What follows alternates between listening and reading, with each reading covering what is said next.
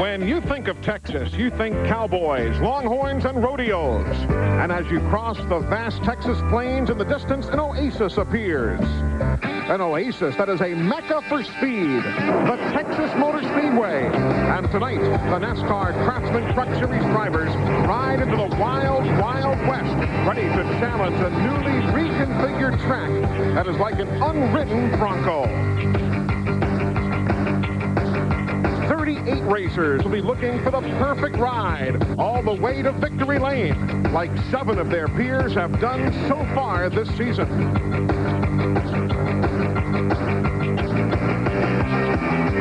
But make no mistake, this ain't no rodeo. It's the NASCAR Craftsman Truck Series, so hold on tight.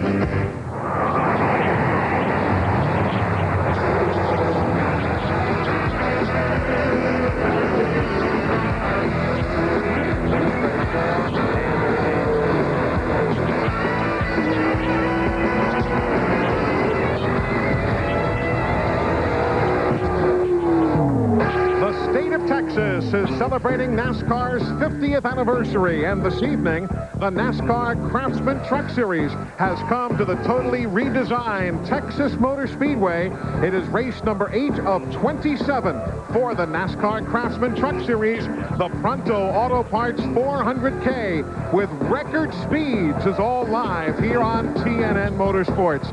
Good evening, everybody, and welcome to Fort Worth, Texas. Welcome to the Texas Motor Speedway. I'm Eli Gold. So happy you're with us. It has been a weekend just chock full of stories. How would this racetrack hold up with its redesign? Well, A-OK, 100%. And the other interesting story has been the weather. Buddy Baker, as you and I and everybody else had to deal yesterday, 107-degree temperatures. And this morning when we left the hotel, you needed a sweatshirt or a jacket. At least a sweater. It was in the very low 60s when we started out from the hotel this morning, and really didn't get warm all day long. It's still in the low 70s right now. They hadn't had a lap around this racetrack when it was cool, so they're going to work on setups after about, the first half here. Some guys are going to be dialed in and some aren't. Why don't we take a look at all of the storylines of this week and bring you up to speed.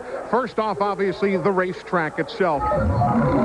Totally redesigned, reworked since the NASCAR Winston Cup teams ran here back in April. Story number 2, the race itself. Because of the vast variance in temperatures, who is dialed in and who isn't? And how about the rookies? A lot of newcomers have qualified so very well in this starting field that totally erased the old speed records by better than 3 miles an hour. One at a time, Buddy Baker, let's talk about the racetrack. Yesterday morning, you and I were out there in the rental car, and from my seat-of-the-pants feel, it felt awfully smooth. How about from a guy who knows what he's doing? Same way to me. Let me tell you, the transitions used to be real radical, getting in the corners and getting off. They made them much smoother getting in the corners. Coming off the corner, you don't have that real jump towards the wall. The racetrack itself is done right now. Why don't we take everybody back to about April the 3rd and bring you up to speed on all that has transpired since the NASCAR Winston Cup teams were here. Derek Cope was one of the drivers to find himself in the wall, and the drivers and the NASCAR officials and the track officials all got together. They finally patched the racetrack before the Winston Cup race on the 5th of April. They ran the event, but still the track was problems, and it was coming up at times. Now, from that point, they decided to really take it a step further. And the folks here at the Texas Motor Speedway totally redid things. As a matter of fact, starting back on the 28th of April, they decided to take bulldozers to this place, Buddy, and really start all over again. Well, they had to do something because they were getting a lot of rap about, the racetrack having water coming up through the surface itself. The transition getting in the corner was too abrupt, and you can see by all the work they did, they really redone the whole racetrack, and they did it right this time. As a matter of fact, they had to rebuild that wall some 4 feet higher. That's how much they built the racetrack up and changed the configuration. Now, who better to give us really a hands-on estimate of what has gone on here than a fellow who has run both Winston Cup and now the Craftsman Truck Series here at Texas. Mike Wallace qualified in the top 5 for this evening's event. He's been here before. He's here this week. Let's hear from him down on pit road. You're absolutely right, Eli. There is no one better qualified to make that comparison. Mike Wallace will start 4th tonight. Mike, you ran the Winston Cup race here in April of '97. You're on the new configuration now. How do you like it, and do you think they've done the right thing? Definitely done the right thing. I mean, this is a great racetrack right now. It's very conducive to two-wide racing. The entry and the exit into the corners is so much smoother than it was before, and I think we're going to see a great race, and I think the Pure Later Pure 1 truck is good enough to bring it home a victory tonight. Well, good luck to you, Mike. Thanks for that. You know, the pole sitter for tonight's race, Jack Sprague, made a statement yesterday after qualifying. If anybody doesn't like this racetrack, it's their problem, not the racetrack's. And that brings us to the speed element here. 178 miles an hour for the pole sitter. That's up by 3 miles an hour. And, Buddy, going into the corners, these trucks are approaching 190 now. They're very close to 190, Eli. Down the straightaway, these trucks are really carrying a lot of straightaway speed, but they're running through the corners very well, too. They averaged 178 miles an hour for the pole here. And Matt Yoakum, nobody quicker than Jack Sprague. You're exactly right, Eli. On the grid, only 3 feet separate Jay Souter and the pole sitter tonight, Jack Sprague. But on the racetrack, Sprague is in a land all to himself. A new track record, 178.6 miles per hour. Jack, can you keep up that frenetic pace for 167 laps tonight? Well, I tell you, these guys, Dennis and the crew, give me another great truck. We were off a good last night in happy hour. I think we can. You know, I know Rick's at home watching, buddy. We love you. We're going to try and bring this thing home for you, bud. Well, he's trying for a reversal of fortunes tonight. Last year, he scored his first career DNF here in Texas. Tonight, he hopes to leave spraying the winner's champagne and winning a race in the Lone Star State. And because this track has been redesigned, maybe a rookie will do well. Who knows? They've got as much experience here as the veterans because the track is new to everybody. I think one thing to look for tonight is the trucks do not run on this type of racetrack. This is their biggest track that they run on, and Andy Houston certainly has his father, Tommy Houston, here to assist him, and Greg Biffle. He was discovered through television by Jack Roush, so and Wayne Anderson and his dad, Dick Anderson. I mean, great names in racing. I look for the rookies to do well. And you see how tight the rookie point standings are, Glenn, but it's Tommy Houston's young son who has everybody kind of impressed by how well he's done in his first year out of the box. Well, absolutely, Eli. We're all from Hickory, North Carolina. We're all extremely proud of Andy. You know, the thing that surprises me, you grew up in the short track background, but boy, you have really taken to these super speedways. Well, I tell you, a lot of it's got to do with having great people around me like Mike Addington and Rick Wren, our crew chief. We've got an awesome team, and the truck was pretty good. We messed the motor up there first practice and didn't even get out the first session. I went out the second session. It was pretty close on the money. So we're looking for a good night tonight. We're trying to put a sponsor together to get on this truck. So if anybody's out there that wants to get with a really good race team, this is one to be with. And I'd just like to wish my brother Marty good luck. Like you say, we're all from Hickory, and he's going to be running tomorrow night at the Hickory Speedway, and I'd like to wish him luck, and I'll be back there rooting for him tomorrow evening. Well, he's got a lot of fans here tonight. You know, with this new racing surface, Eli, you are exactly right. This whole field may be rookies. We might talk to one in victory lane. Wouldn't surprise me, or we might even talk to Barry Bodine. Not a true rookie, but he is qualified solidly tonight. So stick around. It's all live on TNN Motorsports. We're in Texas, and we're back in a moment. TNN Motorsports live coverage of the Pronto Auto Parts 400K is being brought to you by Mopar, Chrysler Corporation Parts, and the Chrysler, Plymouth, Dodge, Jeep, and Eagle dealers who sell and install them. By 104 Plus Octane Boost, feel the power guarantee. By Miller Lite, who reminds you that whenever you feel good, it's Miller time. And by Outback. Get to Outback Steakhouse. No rules, just right. Welcome back, everybody, as the trucks begin to roll here at the Texas Motor Speedway. What appears to be clearly the largest crowd to ever see the NASCAR Craftsman Truck Series live in person. Why don't we check out now the 104 Plus Octane Boost starting grid for this evening's event. Jack Sprague, the series point leader. Jay Sauter, fourth in points. Barry Bodine's fourth start of the year. And Mike Wallace, who, as we heard, ran Winston Cup here. Mike Bliss should have had a win here a year ago. Buddy Baker led 112 laps. Cut a tire down and really took him right out of any chance of winning. But Kenny Irwin Jr. went on to win the race. There you see Terry Cook, Ron Fellows, who was on the Bud Pole at Watkins Glen a weekend ago, Wayne Anderson and Tony Raines. Jimmy Hensley there in the 43 truck that got rid of crew chief Freddie Fryer earlier this week. And it's crew chief and by committee here this weekend, though the king is on hand, is truck owner Richard Petty. For the people Richard Petty, exactly. He said, you know what goes on at our shop? Everybody there's the crew chief when they need to be. Indeed so, and that's what they're going to do. Crew chiefing by committee. There you see row 12, Dominic Dobson and Brian Refner. Ron Barfield is here, wrecked in practice. Rick Crawford of Alabama, Tammy Jo Kirk, and the winner from Portland, Stacy Compton, who has a new truck here. Some pretty big names back in the field. Joe Ruttman, the Watkins Glen winner, never really dialed in here this weekend early. One thing about Joe Ruttman, though, you can't watch him in practice and think how he's going to run in the race. Has a lot of experience in drafting. Most of these guys have no clue how to draft, so I look for Joe Ruttman to come to the front. And then you see Dennis Setzer and Randy McDonald from Oshawa, Ontario, Canada, rounding out the starting field of 38 trucks. Randy Nelson qualified in 35th position, ill under the weather. So Kenny Allen, who has fielded a truck in the past in this series, is now behind the wheel. Let's check the AutoZone race analysis, brought to you by the more than 1,900 AutoZone stores across America. AutoZone, the best parts in auto parts. 167 laps, 400 kilometers, as you see, 250.5 miles.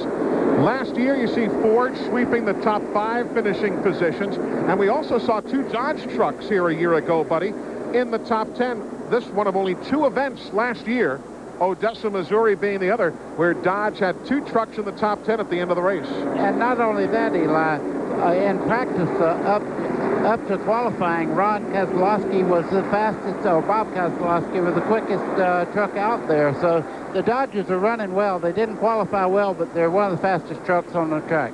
Why don't we take a ride around this Texas Motor Speedway? Mike Bliss, again, at 112 laps of a lead here last year before he cut a tire, gave the advantage to Kenny Irwin, who then Harkey, how far do you want took it to the house. Do you want to be able to step out over the wall? Ron Hornaday Jr. thought he had won at Watkins Glen a weekend ago, but jumped that final start, was penalized 2 seconds by NASCAR, and came home in 4th. Boris said, did he ever have a great run here a year ago? Buddy Baker came home in 2nd spot last year. I think Boris said is a tremendous driver, well known for road racing, but he's also very good on major speedway. I look for him to be a factor. The co-leader and Rookie of the Year honors, that is Greg Biffle, with whom we're riding right now.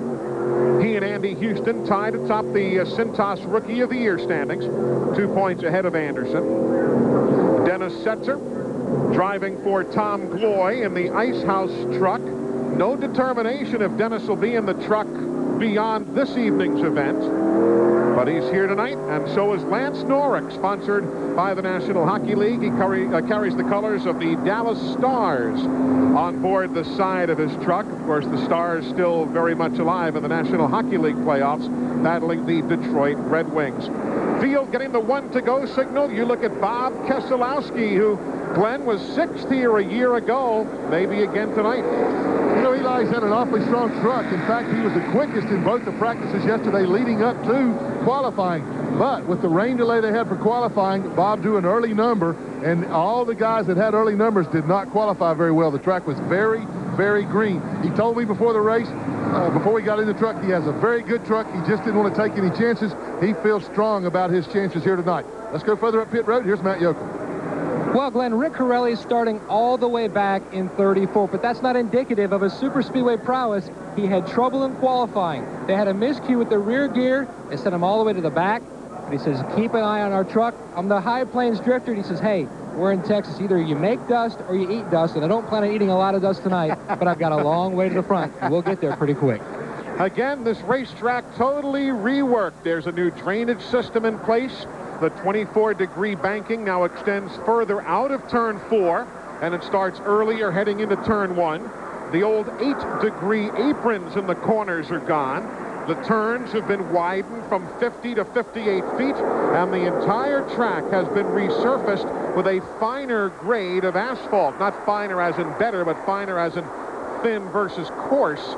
And everybody has given it total passing grades. And we're all happy that you're with us here tonight on TNN Motorsports to see exactly how this new Texas Motor Speedway does on its unveiling night. Well, it's goosebump time. When you see the pace car turn to go down pit road, that means action. Jack Sprague and Jay Sauter. Sprague in the white truck, Sauter in the black number 3, leading him to the green.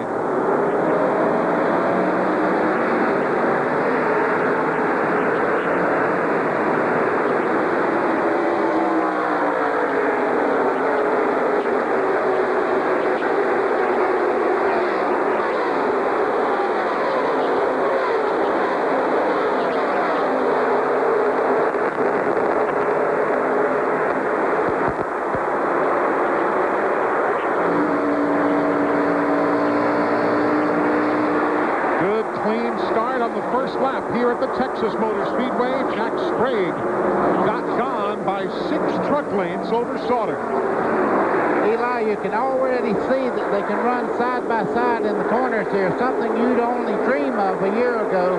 There was only one groove. Now there's 2 grooves out here. The IRL has put down rubber in the second groove. Good for truck racing. I look for great racing all night long. That's a big story. The Indy Racing League that'll be here tomorrow night and on TNN tomorrow night at 9 Eastern. They do run a different groove, and they have helped widen the racing strip. Jay Sauter has caught Sprague there that had about a 15 truck length lead. He's run him down and really is moving in on the back of his tailgate there as they head down towards the back straightaway. Mike Wallace in third. Good battle right there for fourth. Walters the 37, Bliss in the 2, Andy Houston in the 60 as we ride with Mike Bliss. Mike Bliss, 718 horsepower is what this engine in this particular truck read on the dyno this week. Barry Dodson, the crew chief, says, hey, we're loaded for bear. Now, whether he gets the job done or not, it won't be the motor. Don't take him if he doesn't. Walters and Bliss, and down they go off the wall. You saw it coming. Walters and Bliss. Caution, first time, lap number 3. That's Biffle, the rookie. Jack Sprague leads him back to the stripe. We're under caution. Biffle made contact there, but it was not very, very hard to the inside of the race course. More than I can say for Mike Bliss. And Mike seems to be ailing right there, holding his right wrist, as you see. The veteran from Milwaukee, Oregon, led 112 laps here, as you see, a year ago, and has jumped 5 positions to 16th in the points after finishing 7th at Watkins Glen. There's Boris Said also involved. So 4 trucks, Walters and Bliss, Biffle and Boris Said, who finished 2nd here a year ago. There's Biffle's truck. You see damage on the right rear corner and some damage on the left front of that truck. But let me tell you, from 185 mile an hour spin into the inside wall, that's very minimal damage. Let's take a look at exactly what happened. Again, Walters the 37, Bliss the 2. You see Bliss just riding along there. Scott breaks loose and takes them both to the outside. Now the other trucks get by for a while there, but back in the pack there. There comes Shed right there. Wow. And there goes Biffle.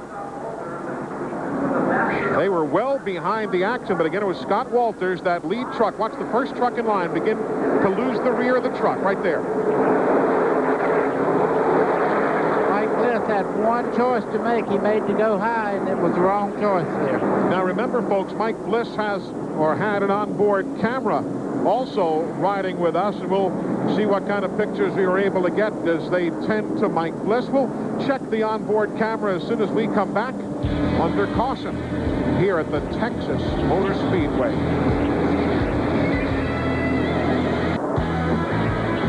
Welcome back, TNN Motorsports live here at the Texas Motor Speedway. Caution after 3 laps of racing.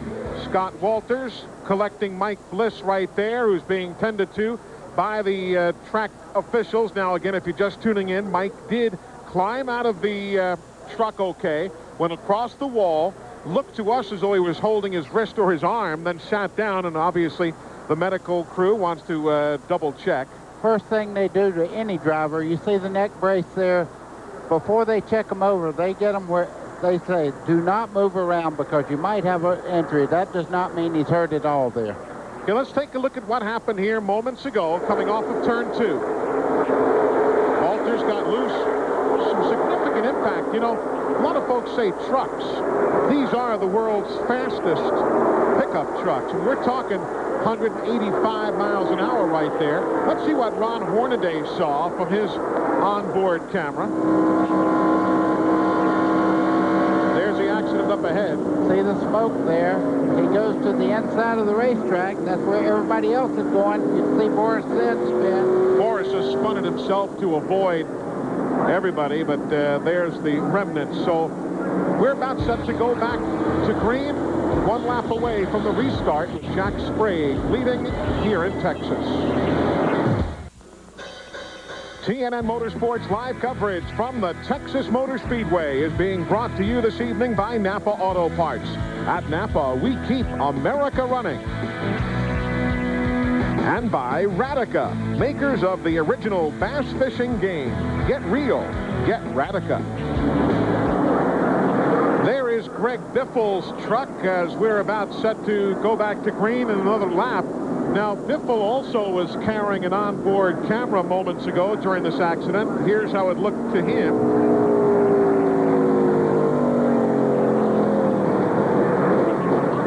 Looked like somebody might have gotten into his rear. What do you think, buddy, the way the truck just broke loose? I think you're exactly right. He was checking up there, and somebody just barely touched him, and they're still running probably 170 miles an hour. It don't take much to turn you around.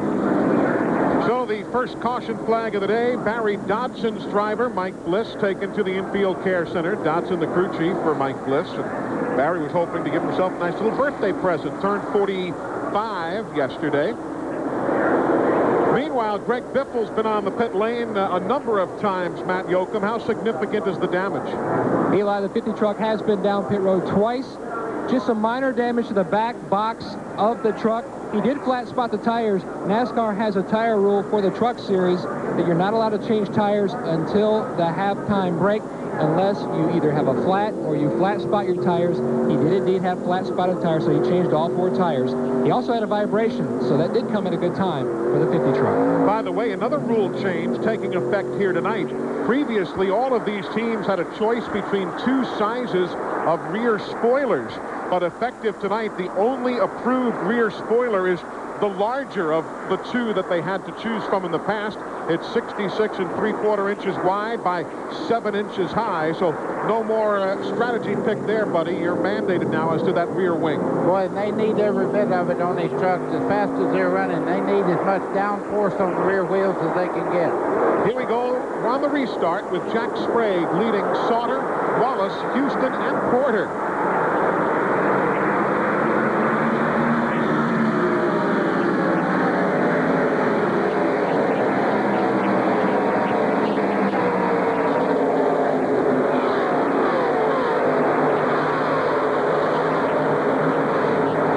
Picking and choosing their groove through turn number 2 down the back straightaway. The 88 Terry Cook, the 17 Toby Porter. How great to see Toby back for the first time in this series since his injuries in Portland, Oregon a year ago. And here comes 61 and 16. And Hornaday. Hornaday making a move by Butch Miller there as they head off in the corner. That's Tolsma right there in the 61. This is for 10th place. And there's how it looks. And again, riding with Hornaday into turn 4. Eli, you can see the trucks are fairly well stable through the corners, and that also shows everybody how smooth the corners are here. This used to be a bad bump getting into turn 1. The truck virtually sitting very flat through there. You don't see them jumping up and down like they did in the race last year.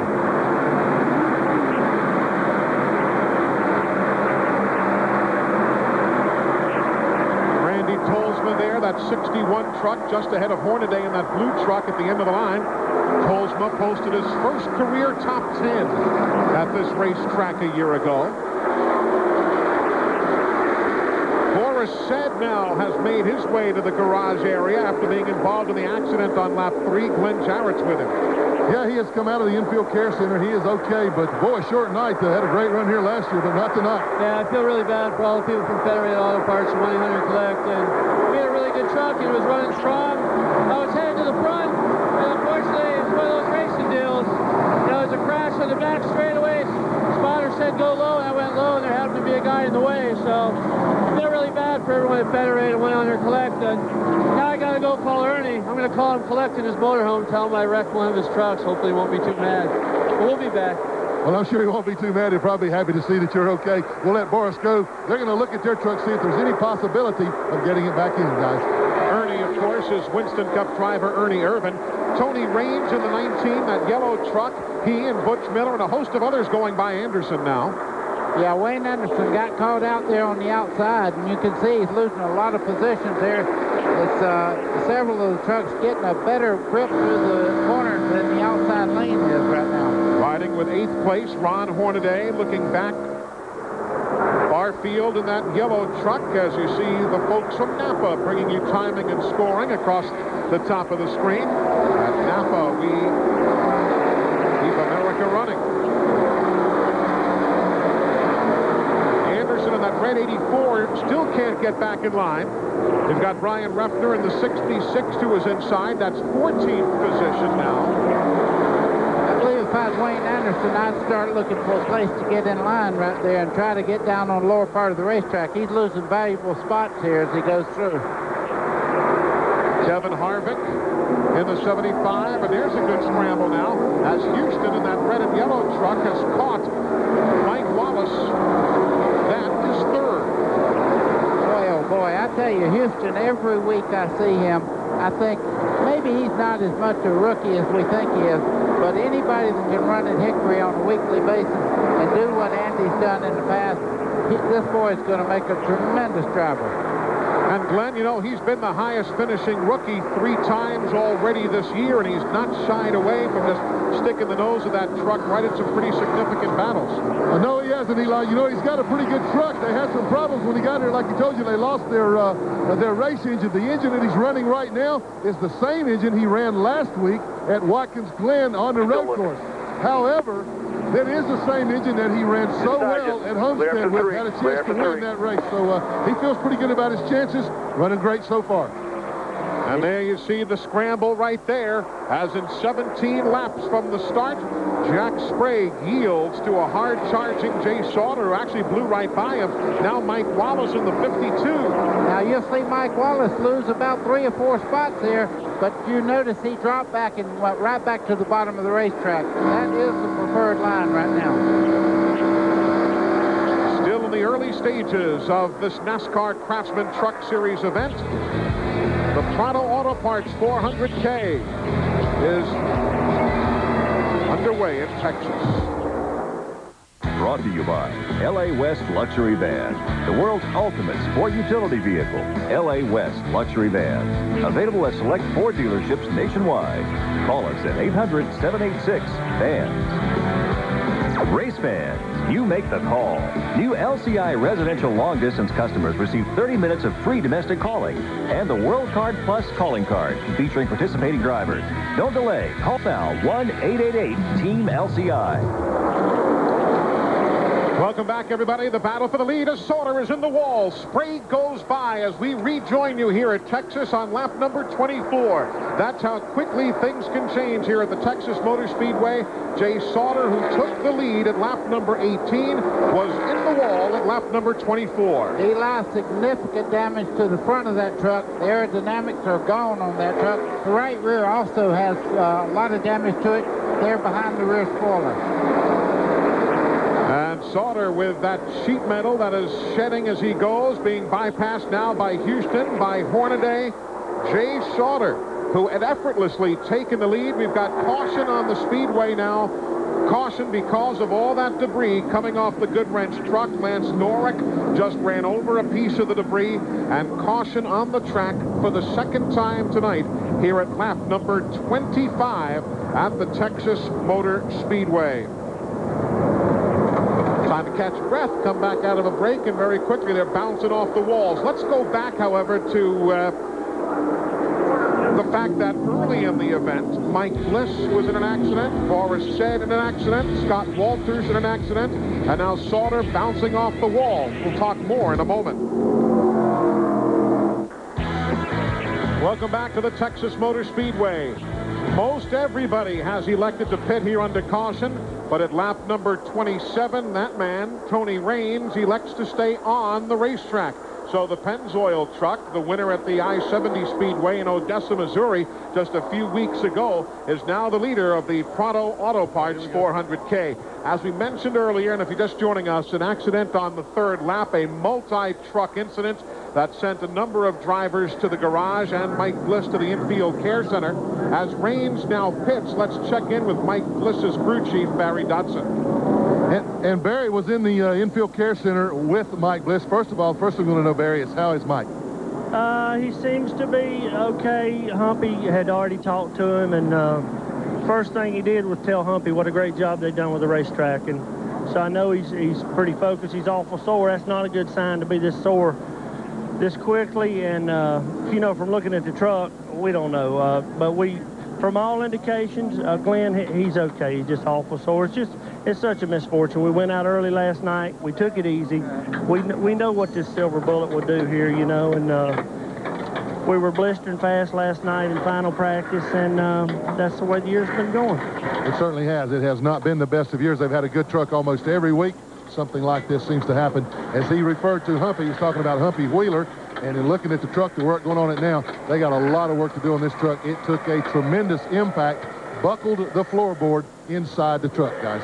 Oh, a tough break for Mike Bliss, gone after 3 laps here today. And as we told you earlier, Bliss jumped 5 positions in the standings last weekend when he finished 7th at Watkins Glen. With Tony Raines pitting, the 75 truck is now your leader. That's Kevin Harvick. Running in second is David Starr right there in the number 9 truck. Starr is one of those who the folks in these parts know. He has done some racing in the Texas-based TIDA late model series. Field about set to get the 1-to-go signal. We're tickled to be joined in the booth now by a gentleman who just blistered this racetrack. I mean, folks, better than 224 miles an hour to win the pole for tomorrow night's Pep Boys IRL Series race. Tony Stewart, great to see you. Hey, great to be up here with you guys. I mean, you're going, these guys are doing all right at 178 miles an hour in a truck. 224, and you went even quicker than that in practice this afternoon. That's just mind-boggling here. Well, you got to keep in mind, too, that the IRL cars are half as much weight and have twice as much tire, and we have a lot more downforce in the cars, too, that allow us to go that quick. But, you know, everyone with my Glid Menard crew, they did a great job preparing this car, and after all the misfortune we had at Indy, it was great for us to come out and get the pole this week. Tony's on the pole. Billy Boat is alongside at 223.547 miles an hour. Then Robbie Buell, Ari Lyondike, and Marco Greco with a good qualifying run. But even right there in the top 5 miles an hour spread. I think that's going to be one of the biggest handfuls you got to deal with tomorrow is the vast speed differential in the starting field. Well, there's a lot of guys that are really close, and in the race warm-up that closed up quite a bit. I mean, a bunch of guys were really working hard to get qualifying setups, but now the race cars are going to be a lot closer. One of the big questions, how much better is the track this year than last? It's not even the same racetrack. I mean, as soon as we got here, I think I could make anybody run 220 mile an hour in my car. I know you could get in there, buddy, and do that quick. No, I don't think so. but it's so smooth, and the transitions are so smooth that all the Winston Cup and Busch guys are really going to be pleased when they come back here next year. It's such a pleasure to come here. And even last year with the IRL cars, we didn't have any problems with our cars. And coming back this year, we're 7 mile an hour faster, and that's just because the track is so much smoother and the transitions are easier to get across. I hope the guy from the rental car company's not listening, but Buddy had that rental car going pretty quick here yesterday morning. He was behind the wheel. I was in the passenger seat. Problem was he was saddled with too much right side weight. I'll take responsibility for that. Green flag set to fly. Kevin Harvick is the race leader as we are back to work here at Texas. Jack Sprague was that white truck making the quick jump to 24. Got around Ron Fellows, who had made some pit stops earlier. Andy Houston in the yellow and red truck there, just behind Sprague. These guys will go right up to the front in a hurry. You can see Sprague on the outside there, going down and trying to take over the lead. But he's boxed in right now. He'll have to show a little patience. David Starr in the 9 from Houston, Texas, battling Kevin Harvick in that blue and white 75. Look at Hornaday come up through here. Wow, on the outside, making it 3 wide into turn 1. 3 wide. Hornaday. Still there. Goes to the front. Still there. They're outside. That just shows how nice this racetrack really is now. These cars and trucks can go anywhere they want to go right now. There's so much grip in the racetrack. But this first season, while this pavement's still fresh, you're going to be able to move and run 2 and 3 wide if you need to. You're listening to Hornaday's radio as they inform him of traffic that was around him. Hornaday spent this week in Las Vegas at the big Napa Expo out there. 8,000 Napa franchisers, suppliers, even NASCAR Vice President Brian France was there. But how about this scramble? Look at Harvick going 3 wide in the 75. And he brings the 52, Mike Wallace, right with him. Well, these guys are duking it out. It's very early in this race, but everybody knows that track position is so very important on a major speedway. And once you get up there, you don't have to race with these people 3 wide. Once you get up in front, you're the man. Everybody else is trying to get by you, but you're not in this kind of bottleneck getting off every corner. Big scramble off turn number 2, the same spot where we saw a problem back on lap number 3. Scott Walters was also involved in that early accident. Let's get an update from the Infield Care Center. And Eli, we just heard word from his crew, or got word from his crew, that Scott got out of the truck on his own. He was complaining of some neck pain. They checked him over at the Infield Care Center. They are removing him to a local hospital for further tests, but he is conscious, alert, and talking. Also, right after we talked to Barry Dodson, he told us that he just got word from the hospital they suspect a broken shoulder blade on Mike Bliss. Tough break, and especially with Bristol, the next race on the schedule in a couple of weeks. Tony Stewart, you know that racetrack, that's not a place you want to run when you're anything less than 100%. No, definitely not. I mean, that track is pretty physically demanding, and having any kind of pains, it really multiplies when you run at Bristol because of the G-forces that you pull in the corners. Riding with the leader, Hornaday, looking back to Sprague, Tolsma, and Houston. Jack Sprague really moved it right on the tailgate there, the 16, but Randy Tolsma was the truck that I've been watching, running along there in 3rd right now. He was absolutely flying, but I just noticed he might have used his tires up a little bit. He got a little sideways in the middle of 3 and 4 just now. Either that or else the truck may be a little bit tight too, and when he tucks up underneath Sprague and Hornaday, it makes his truck push in the middle of the corner. It moves up the racetrack. He has to get out of the gas and let it turn and then get back in the throttle. Randy Houston's checking him out for tough right now. He's right on his tailgate as they come off the corner. Not a good thing if you are loose. There you see Sprague, the 36th lap. He reassumes the lead. Kind of waved right by at Hornaday. Did you see that as he went by? You know, those guys respect each other's abilities, but there's not a whole heck of a lot of love lost between the two of them. No, they let it be known that they're not really crazy about each other, but they, as you say, they do respect the driving ability of each other. But I guarantee you one thing, anything can happen. Here comes Hornaday checking him out for tough again.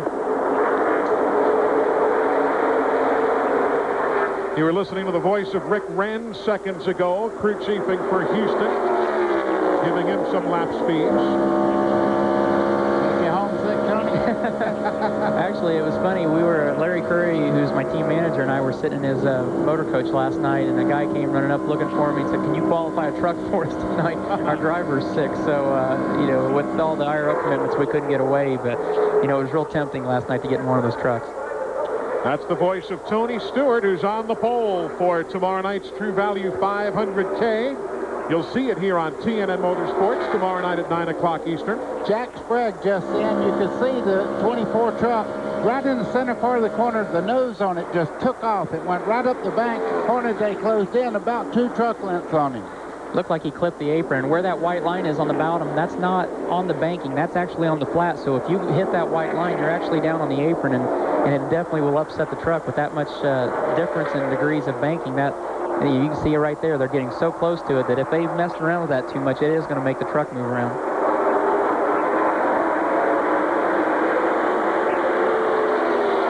And although these aren't the most aerodynamic machines in the world, interesting to see the different variety of ideas in the garage. Some of these teams are using super speedway radiators, bigger, heavier, more nose weight. Others, and that also, I guess, lets you use more tape on the front end. Others are using the lighter, smaller, intermediate style radiator, if you will. You can see on the front of these trucks the white truck of Sprague there. You can see almost the entire grill opening there taped down, and just two little small openings on the bottom and just above that they're taking in air. That gives you more downforce when you close it off like that, so that's what they're hunting. Extra couple of gallons of fluid in that bigger radiator, 15 to 20 pounds more nose weight, and you can, like Buddy says, take advantage using the extra tape. Not only that, but if you look at Ron Hornaday's truck and you look at the placement of his tape, it's in a totally different location. And what these guys are trying to do is figure out how to keep as many square inches of radiator space closed up and get the downforce, but at the same time, where they put that tape determines how the air flows over the top of the truck, and put it in different spots may make the car or the truck handle better. Eli Gold, Buddy Baker, Tony Stewart, Glenn Jarrett, and Matt Yoakum. Jack Sprague leads, and the King is checking out his truck. We're back in a moment. The picture tells the story. Caution here at Texas Motor Speedway. That is Brian Refner, who going towards the entrance to turn number 1, had the truck get loose. He tried to save it, but as clearly you can see, he finds the wall instead. Eli, when we look at the replays on this, you're going to see a truck get in the back of Brian Refner just before the flag stand, and it turns him right into the outside wall. Watch this right now, middle of the pack. There he is. You can see Bonnie Rush gets right into the back of him, sends him to the infield, and then hard into the outside wall. Everybody else got by somehow. Let's get another look again. Refner there on the outside. Well, no, actually he hit the wall and then got touched. Yeah, Bonnie Rush. He hit the wall himself. And Tony Stewart, I guess that brings us to a question now with this redesigned racetrack. How do you know when you're out there in your very first race what you can do and what you can't get away with? Is it just seat of the pants that you guys have that I don't? Yeah, it really is. And from that angle right there, it showed that he tried to go to the outside of another truck and to go right and then to bring it back left. There just wasn't enough room to catch it. He didn't have enough room to actually bring the truck back around to the left. That got him in the wall, and then the truck gets in the back of him, and he's holding on from there on. Poor old Brian Refner. He had 4 straight top 10 finishes, then finished 19th at Watkins Glen. Could finish as far back as 35th here tonight in Texas. A beautiful night here in Texas. You know, it's amazing. Yesterday, the heat index 107. And today, you wanted to put a little light jacket on. How strange the weather here in Texas. But it's turned out to be a beautiful night. And the rebirth of the Texas Motor Speedway, despite what Brian Refner might tell you right now, though it had nothing to do with the racetrack, this new track's design has really worked wonders here. And they are to be congratulated. It's been a total rebuild. Right now we go to Glenn Jarrett, who has tonight's Dodge Innovation in motion. Hey, you know, if you folks were watching our show from Odessa, we talked about the new front end that the Dodge trucks were going to get. It seems to be working well so far here tonight. The Dodge driven by number 43, driven by Jimmy Hensley, started in 15th. He's already moved all the way up to 8th position. He's on the move to the front. However, they had a little problem of another sort earlier this week. Their crew chief, Freddie Pryor, left the team. Who did they get to replace him? None other than this guy. We know him affectionately as the King, Richard Petty. What I want to know is, how do you like your new job there, Chief? This ain't no new job, man. I used to do this all the time. It's a little bit different, though. It's been a pretty good while, but I'm just sort of keeping them all in one pit, and as long as I can do that, I'll be all right. Well, it looks like somebody did something right, because the truck's on the way to the front. Yeah, the truck's running really good. Jimmy's doing a good job so far. We just hope we can do it all night long, you know. Well, you can tell he's getting a little hoarse. He's not used to giving orders, and he's sure not used to working this hard. That was Glenn Jarrett. I tell you, you better get some room behind there. I've watched the King get a little mad before. Interestingly, that truck, as remarkable as it is, still looking for their first top 10 finish of the year, but it's really too good not to have a whole host of them, and as soon as they get everything dialed back in, Jimmy Hensley is going to be awfully tough. Just joining us, we are working the 3rd caution flag of the evening. Jack Sprague is the leader. Tim Cahoot, Mike Wallace's crew chief, is looking on. Back under green here at the Texas Motor Speedway, that's Jack Sprague. The Napa truck is Ron Hornaday. They are first and second. Randy Tolsma runs in third. That's the taupe-colored truck, as they are quick to point out, with Andy Houston running fourth. And good to see, as we mentioned earlier, Toby Porter back in the truck and running in fifth. You see Tolsma there in third. You know what his first job was? He used to drive the hearse in his hometown of Meridian, Idaho. And I said, did that help you in racing? He goes, yeah. He said, after the funeral service was over at the funeral home, that I used to have to load up all the flowers and get quickly to the cemetery before the bereaved family would get there. He said, that taught me to drive those back Idaho roads quickly. And he said, look where it's gotten me. Little known fact, ladies and gentlemen. Tony Stewart, I don't think you and I need to go there. Not at all. True story. And then the Chapel of the Chimes Funeral Home became his first sponsor when he ran up in Idaho. I'm not sure that's what I'd want as a sponsor. Well, hey, I guess when you're knocking on doors, you'll take it. You take what you can get. Now, Telsma did the same thing on the last restart. For about 5 or 6 laps, he was the fastest truck out there. And then he seemed to give up a little bit in the handling department, and right now he's dropping back about 2 or 3 truck lengths right now from Hornaday. He was right on the back bumper just a second ago. MCI bringing you NASCAR timing and scoring here at the Texas Motor Speedway. Now that'll give you a good idea how smooth these trucks are out here. You can look back and see there's very little hop on the front of the truck back there in the corners. Very, very smooth. They've done a great job on this racetrack, and the speeds prove it. Everything. The trucks are up in their speed. Tony Stewart did a great job in the IRL car, taking the pole today.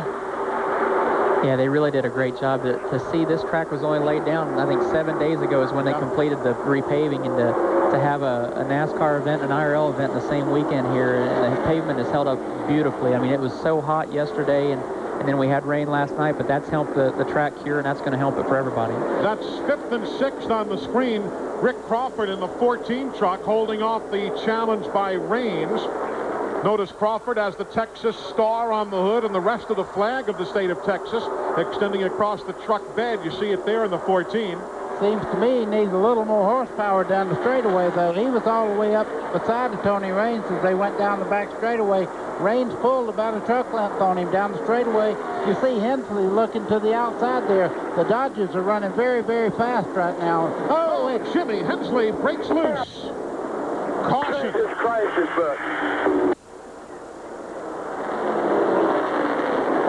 And that was Sauter spinning by him. There is Sauter. Lap 57, caution.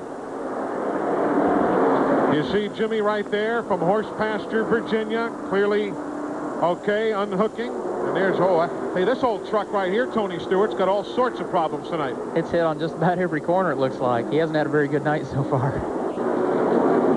There's a lot of damage under there with all the smoke, and it's hard to tell whether that's tire smoke or whether that's oil smoke. Jimmy Hensley was probably running in the neighborhood of 185 miles an hour getting into turn 1, and you could see the back of the truck get loose on him, and he caught it just for a second, and then maybe had a little too much right steering into the truck, and it turned right into the outside, and then it snapped on him. Let's take a look at it again. We had just been talking about how well the Dodge truck was doing. It goes outside of Crawford. Right there, the back starts to lose. He caught it just for a second and snapped right around into the outside wall. A lot of damage to that truck, and fast trucks going right by him on the bottom. You see Sauter right there put himself into a spin to avoid hitting Jimmy. Now, you guys, Tony Stewart, the IRL cars, I think, helped to some degree, because you guys seem to be helping put down another half or groove or so for the trucks. It got away from Jimmy there, but I think the combination here this weekend with the tire compounds pretty much the same has really helped both series, I think. We're here at Texas Motor Speedway. Caution on the racetrack for the 4th time tonight. And Motorsports live coverage of the NASCAR Craftsman Truck Series is being brought to you by the more than 1,900 AutoZone stores across America. AutoZone, the best parts in auto parts. and by Super 8 Motels, over 1,600 throughout Canada and the United States. Welcome back, everybody, live here at the Texas Motor Speedway on TNN Motorsports. Glad you're tuned in. We are at lap number 60 under caution. Kevin Harvick is in. This actually becomes a very pivotal caution for some of these trucks that might not have been able to make it to the halfway break without coming in for fuel. Jay Sauter is back in again. Let's get an update from pit road.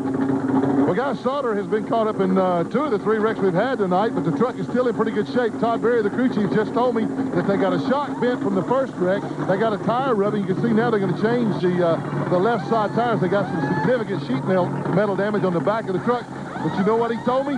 Hey, we can still win this race. The truck is okay. They'll make a few adjustments at halftime. They're just trying to keep him in the lead lap now. They better hurry up.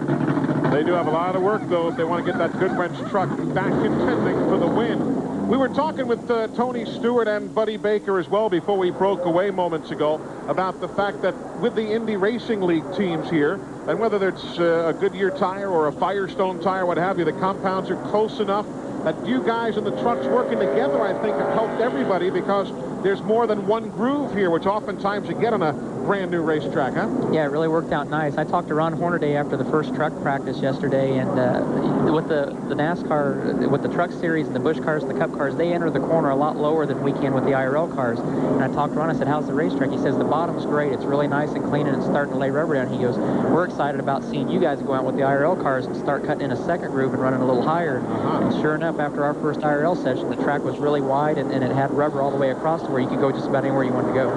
And you made a good point there. When Jimmy Hensley went in there, he just went in too hard and lost control of the back of the truck, but there was no dust or anything behind the truck. It was a clean surface. He just went in and lost traction. Right, exactly. We had a lot of rain here last night. It was very, very hard rain, so it cleaned all the oil that was in the surface of the racetrack, cleaned all the dust off, so the track was very clean today. We had a lot of wind here, but at the same time, the IRL cars, we had a practice session, qualifications, and a race warm-up, so we've been on the track quite a bit. That's kept the track really clean to where you can just about go anywhere you want to go. That's Tony Stewart. He's on the pole for the IRL race here tomorrow at 9 Eastern on TNN Motorsports. Matt Yoakum, we're looking at Stacy Compton's truck. This is one of those guys who's really benefited by this caution period here at lap 57. Eli, I pulled a number of crew chiefs before the race. They had to go to around lap 30 before they could come in and get a tank full of fuel to make it to the halftime break. Most trucks pitted on that second caution around lap 28. They came up 2 laps short. Now we've had these 2 cautions in a row. I talked to Kevin Cram. He said, this is a big sigh of relief for me because we were not going to be able to make it to the halftime break. We're going to have to come in for a splash of fuel, but now I believe we can make it. And that's what a number of crew chiefs are saying up and down pit road. Dennis Conner told me the same thing. So now we should be good to go to lap 85, the halftime break. Stacy Compton with a brand new truck here this weekend. We're about a lap away from going green. I want to take a moment right here before we go much farther to offer our collective condolences to the family of John Leonard, who passed away from cancer earlier this week. A lot of you folks who watch telecasts on this network and seemingly most every other network that carries racing probably don't know the name of John Leonard, but you certainly have appreciated all the work that he has done behind the scenes, helping bring NASCAR racing to you. A longtime freelancer for World Sports Enterprises, and as we say, many other networks that carried NASCAR motor racing to you on so many different networks. Our condolences to the family of John Leonard, a classy guy who is certainly going to be sorely missed by all of us in this industry, and whether you at home know it or not, he'll be missed by you as well. Just about a lap away from going back to green, Ron Hornaday and the Napa team. All right, Tony Stewart, when are we going to see you in a truck? I've actually started one race in the truck series. You did. I ran at Indianapolis Raceway Park in, I believe, 1996 in a truck, and started 9th and finished 10th and finished 1 spot ahead of... I can't even remember who it was now. I used to drive the 33 Skull Cup car. Harry yeah. And that was probably, at that time, that was probably one of the biggest thrills of my life, was to run wheel-to-wheel with him. And we raced with each other right after the halftime break, the last 100 laps, and it was a big thrill to run the trucks. And they're fun. I mean, with the wheelbase and the horsepower that they have, they're very fun vehicles to drive. Glenn Jarrett's been watching the work continue on Jay Sauter's truck. What are they saying now that he's back on the track, Glenn? Well, I hope they got the problem solved, Eli. Look at his tires here that came off of it. NASCAR does allow them to change tires. They're flat spotted, so they did get 4 fresh tires. Meanwhile, in the background back here, these guys are working to replace the front end of the truck at halftime. So a lot of stuff going on here. As I said, they still think that they can win the race. Back up to you for the restart. All right, as we told you before, you cannot change tires unless NASCAR approves a tire change. Otherwise, it's a 5-lap penalty per tire that you change. Jack Sprague, the leader in the white truck. We're back underway. Eli, look at Tony Raines there on the outside. I'm telling you, these guys are going at it right now. Raines in that Pennzoil, that black and yellow 19. He is probably Tony Stewart. Remember when he did not pit on lap 26 and went all the way to the back of the field when he finally stopped? He's probably passed more trucks as here he goes by Houston to grab 4th. He's probably passed more trucks than anybody tonight. He's definitely had to work the hardest of anybody right now. We thought it was a mistake when he missed the pit the first time around and came in the second time, but he may be doing something that these guys aren't thinking about. He may be trying to see what he's got to do in traffic to make his truck work past the halfway point for the end of the race. That is 4th place on your screen. He's got the preferred line right now, Raines has, but you see Andy Houston there on the outside fighting back very, very hard. Crawford there, just behind him there, drafting down through there. And believe you me, these trucks draft just like this is their Daytona. And look at the 99 truck. Joe Ruttman, who started way back, has now scrambled his way through the field up to 7th. It just shows how nice this racetrack has really become since they repaved it. To be able to run 2 wide like that lap after lap after lap, it's really good all the way across. You see that right there? You saw Ruttman let Anderson go by. Anderson's truck was a little skittish, and Joe said, all right, get gone, and I'll try and pass you right back, which he's doing right here. But he wasn't going to fight Anderson there in close quarters. When you pull under them like that, getting in the corner, you hope they know you're down under them like that. These guys are going at it like there's 10 laps left right now. They're fighting very, very hard. Caution is on the racetrack. Turn 4, a problem. Here comes the spinning Ron Fellows across the grass, and he woes it on down. The pole sitter from a week ago at Watkins Glen International, and the winner there a year ago, Ron Fellows, is under power, pulling away, but cautions on the track for the 5th time here in Texas. Back in a moment. Back with you here at the Texas Motor Speedway. TNN Motorsports is live with the 8th race of 1998 schedule for the NASCAR Craftsman Truck Series. There's Ron Fellows. That's a new half spoiler look. Yeah, they'll have to fix that if he plans to. If the truck is in any kind of running condition, he'll need that rear spoiler. We'll try and find out here what happened. He's in that blue truck. Oh, just to the outside there. Gets out in the outside wall. Spins around in the grass. Very lucky to hold that truck low like that, not shoot back across the racetrack. Take another look again. Again, things got a little tight there, and here he's already off the wall and through the grass. And he spins, but out of harm's way, and that is the best of news, and they continue to work on Ron Fellows' truck there, you see. Meanwhile, Jimmy Hensley earlier continued to work that outside groove, but Glenn Jarrett on lap 57, that truck just got away from him, huh? Yeah, I guess he must have gotten a little too far outside there. We were just talking. He's awfully disappointed. Jimmy, you were on the way to the front. Well, we had a good truck tonight, Glenn. You know, you drove these things, you know, that's probably the best we've been on Super Speedway. And Rich and the guys worked really hard this week and had the truck working real well. And I'd passed a couple of trucks up early on, you know, but this time I got in a little hotter than I needed to, and I kind of got up out of the groove, and it just got away from me. And nobody hit me, and I just lost it. Shame, too, because Cummins Dodge was running really well tonight. It certainly was. Now, we got to ask you this question, though. We talked to Richard right before then. We were bragging on how well the truck was doing. You're going to have him full-time as a crew chief. He looked like he was doing a pretty good job. Let me tell you, we worked him pretty hard yesterday. I mean, it was hot here. You know, it was a long day. And we was all ready for the bed last night. We were still practicing last night like 4:12. So it was a long day. The guys did a good job. And you know, we did some things to the truck. It made it, you know, feel better to me. And I just hated for the guys when they worked so hard. And but, you know, we'll go back Bristol and try to get them there. Well, he always runs awfully well at Bristol. Had a good truck here tonight. And man, I can't wait to see Richard Petty start that second career. Of course, Richard Petty, I guess he crew chief back when his dad was driving. He did, Lee Petty. Richard Petty's been a crew chief, and I tell you what, he was a crew chief when I drove for him, and a lot of people didn't know it. He and Richie Bars a lot of times sat down and really fixed my car for me. So Richard Petty is very, very good at setting these trucks up, and he's got a lot of experience in that position. The field is going to get the 1 to go as they come back to the stripe. There you see the numbers on Jay Sauter. Very talented young racer. Comes from a great racing family. His dad, Jim Sauter, could drive the wheels off of most anything, too. I think we talked about Tony Raines being the guy that's worked the hardest as a driver. I think the 3 team has worked hardest as a crew tonight for sure. Hey, quick reminder, folks, you can experience country.com, your personal source for all things country. From race cars to country stars, connect online to country.com.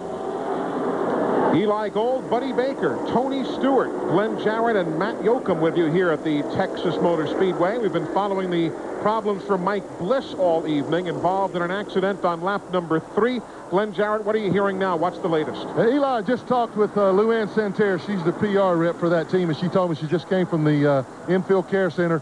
They're awfully concerned about Mike's shoulder. We reported that they suspected a broken shoulder blade, also possibly a broken shoulder. They can't really tell here because there's an old injury in the same spot. So they're sending him home. Mike's going to fly home tonight and go to the doctor in the morning and have him look further at it with some x-rays and things. But right now, he's in a lot of pain, but he's heading home tonight. There you see the team. Barry Dodson there in the baseball cap. Eddie Thrapp in that navy blue shirt there to the right, as everybody checks on both the machine and driver Mike Bliss. So that's the latest update. Field getting set to go back to work. We are right now at lap number 70. Remember that halfway is lap 84. That's when they'll give out the $2,000 for the Gatorade Front Runner Award. Then the caution will come out at lap number 85. When some teams will do minimal work, others will rebuild their trucks and get set for the second half. Jack Sprague took the lead at lap 37. He's not been touched since. Green is in the air.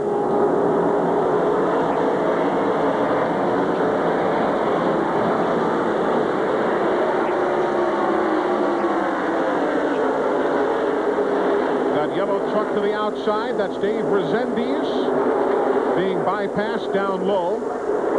Rezendes in the Lumar truck for Jamie Skinner, the normal driver. Here comes Joe Ruttman now in the 99 as well.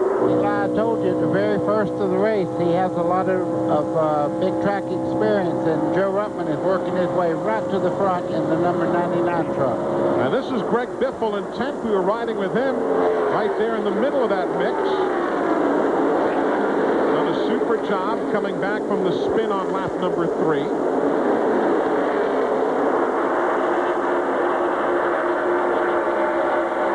The original vent visor bringing you the scoring rundown. You see, the most practical accessory for your truck. Tony, I'm watching every one of these trucks in 3 and 4. They're getting the left front completely under the white line going through the corner, getting in there. These trucks must be handling super well in the corner. I think they are, and the wind direction is actually blowing from turns 3 and 4 to 1 and 2, and which that's going to put a lot more air on the front of the truck, which actually will help it cut better. The opposite is going to be when they go into turns 1 and 2, you might see them get off the line a little bit if the truck's not working as well. Sprague, Hornaday, Tolsma in the 61, Andy Houston in the 60. And if you're just joining us, Houston and Greg Biffle are co-leaders of the Cintas Rookie of the Year battle, and then Anderson is just 2 points further back. And there is the rookie summary right there. 4th, 7th, and 9th. Just watching Andy Houston, he's running in 4th right now, but he was challenged a little while ago and actually held off the challenge in the 2nd groove. He's got a very fast truck, and I think he can race either high or low. Glenn Jarrett, I should say, hanging around in Houston's pit this evening. Yeah, Eli, I just talked to Rick Wren. I've noticed Andy's been having a little bit of a problem on the takeoffs. That's when Raines made that run. I'm going to run at him on the last restart. The truck's a little tight right now. They're going to try to loosen it up at halftime. Right now, they're just riding, trying to maintain 4th position. He is strong, but he just can't turn the truck where he wants it to go. You see him sawing on that steering wheel just a little bit through the corner, too. How much do you move the steering wheel when you go in 226 or so, Tony Stewart? I mean, you just barely touch that wheel? Not very much. I bet not. You know, our cars are stuck so well here that you don't have to do a lot with the steering wheel, and the ratios are really slow, but we have real small steering wheels in the car, and running that fast, you need a slower ratio, but you really don't have to do a lot of work steering the car. Tony Stewart on the pole for tomorrow night's IRL race, 9 o'clock Eastern, right here on TNN Motorsports tomorrow night. Mike Joy and Tom Sneva will bring in the action. Look at Tolsma there in that taupe-colored car. You might call it silver or tan or whatever. They tell you it's taupe. Matt Yoakum, whatever color it is, it's going to the front. The taupe Terminator started 13th and have moved up to 3rd. Randy's reporting in to his crew chief Dave Fuge that the truck is just a little bit tight. They're going to make some air pressure adjustments at the halftime break. He says after about 4 or 5 laps, it just goes to the tight side, so he was going to try to ride it out until the halftime break, unless he thought he really had a chance to make a move on the 16 truck. He's been giving him a couple different shots, but just can't quite seem to get by. Eli, Tony and I were just looking at Tony Raines there. Left front of that valance is broken loose there. That's got a tremendous amount of vibration. You can see it flapping around on the front of the truck as he comes off the corner there. That's that black and yellow truck there, the 19. Glenn, what are they saying in the pits? Are they concerned? Can they fix it at halftime? Well, they're watching it, guys. They've got their eye on it every time. In fact, they're clocking the truck and making notes every time he comes by. They just told me the truck is a little tight, and that's the reason why, because of what you're seeing right there. Oddly enough, guys, on this super speedway, this is the same truck that he completely dominated the race in Odessa at I-70 Speedway just a couple of weeks ago, won that thing with this very truck. Tony Raines sweeping I-70 Speedway last year and again this year. We're just 4 laps away from the Gatorade money and 5 laps away from the caution that will signify 1 lap past halfway. It'll make it an official race and gives everybody a chance to try and do something to handle Jack Sprague. You see Sprague just pulling away out of the picture. 9/10 of a second is his lead over this bunch right here.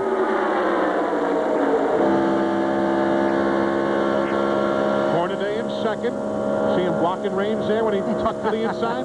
Well, that's kind of just saying, you know, I don't believe I want you down under me getting in the next corner. He just moved over a little bit. Andy Houston did in the red and yellow truck there, the 3rd one in the picture. He's looking Tolsma over on the inside now as they head down into turn 3. It's kind of surprising me this close to the halfway break. These guys are really racing hard, knowing that they got to come in and work on their trucks for a couple laps. And that is 2nd through 9th or 10th right there. Hornaday said, you want to go? Go. There's no racetrack there. If you want to go ahead. That's it. I noticed some sparks just a second ago. They were so far down on the racetrack that the exhaust on the left side actually hit the flat part of the racetrack getting into turn 1. Kind of throws my theory that the wind blowing is moving them up. Well, we have to remember that you're in a race car out there at 225. You watch everything that's blowing, like the flags and everything else, which is very important to a car that's running as quick as your car and as light as it is. And with aerodynamics and wings, you know, we definitely watch the wind speed and the angle over which the wind's blowing, but it's probably not as big a factor for these guys. Here goes a battle for 3rd. Houston inside of Tolsma. Clear. Brings Good Raines job. with him. And you're listening to Rick Wren, who tells Andy Houston, good job. Oh, Rick Crawford almost had a chop job there. He was on the bottom side of the racetrack, and Tolsma pulls that copper-colored car right across the nose of it. Heads up driving there. It could have been a wreck. $2,000 for Sprague, and here's the battle for 2nd now. Exactly what I was talking about. Andy Houston's truck is very, very good on the top part of the racetrack. See him waving? See Houston waving? He's wanting some grappling help right now. Good job. Come on. Andy Houston moves into 2nd place there. Got a great truck. Here comes Raines in that Pennzoil truck outside of Hornaday. These guys are racing like it's the last 3 laps. Second groove's coming in pretty good, but you just got to set them up just right. You just can't make a move smooth out there. You got to kind of have the right line. 10-4, you still want me to adjust it, 10-4? I would adjust a little. I don't think that I would go as much as what you was talking about. For some reason, after that last restart, it really started coming in good. Started turning a lot better. I would adjust a little bit, though.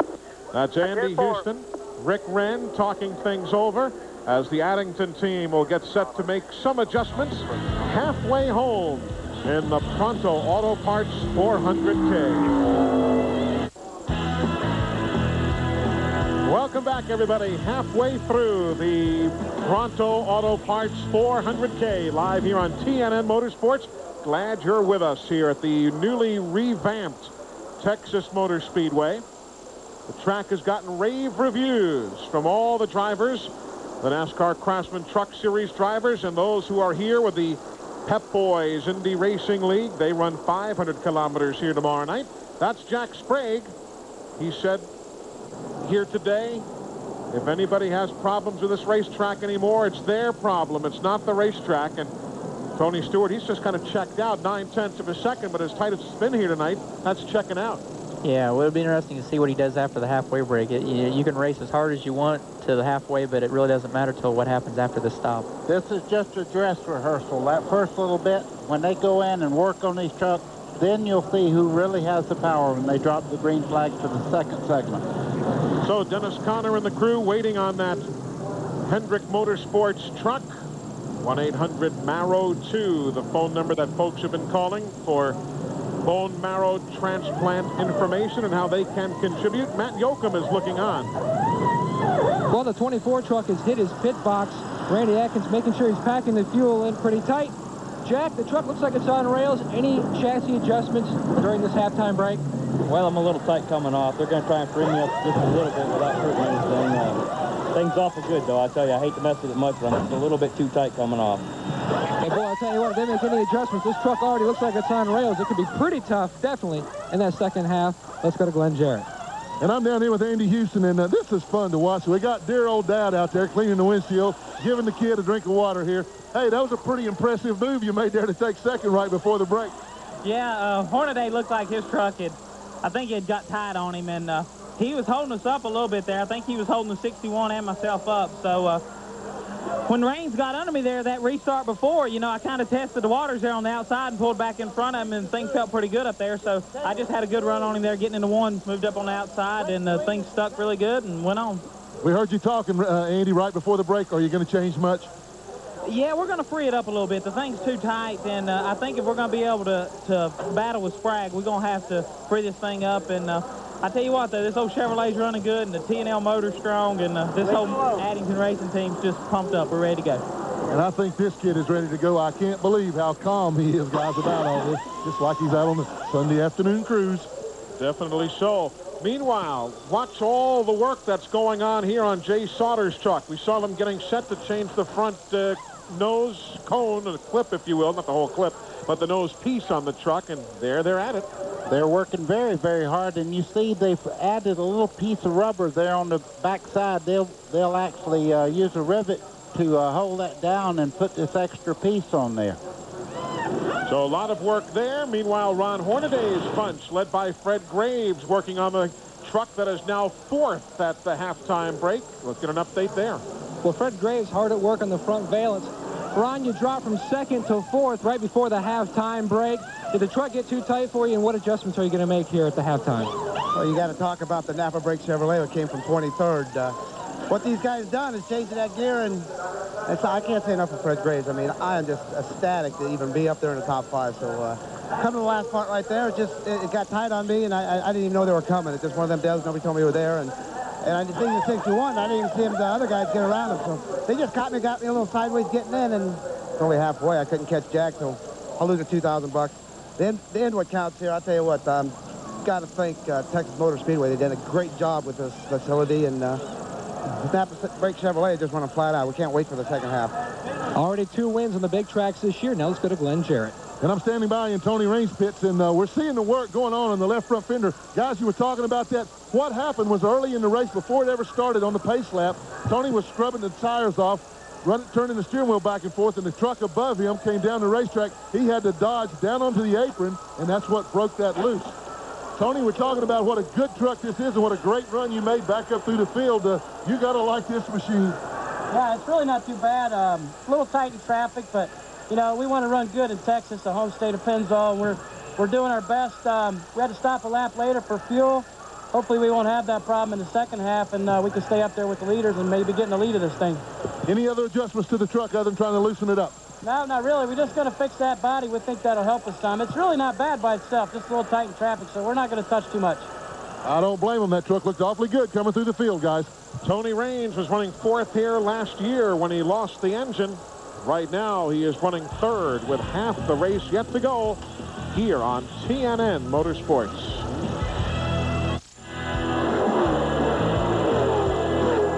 Motor Speedway, where shortly after 9 o'clock Eastern time tonight, the Pronto Auto Parts 400K began, but just a very few moments later, it ended for Scott Walters and Mike Bliss and Boris Said.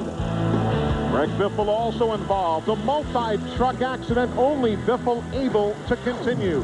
Lap number 18.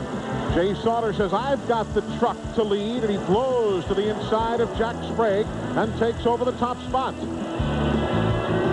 Sprague, though, doesn't like to run second. He says enough of that. Lap number 24, going around Dominic Dobson. Sauter in the wall. Sprague reassumes the lead. The Dallas Stars were winners in hockey last night, but the truck that carries their colors may not win here this evening. Lance Norrick problems. Lap number 32.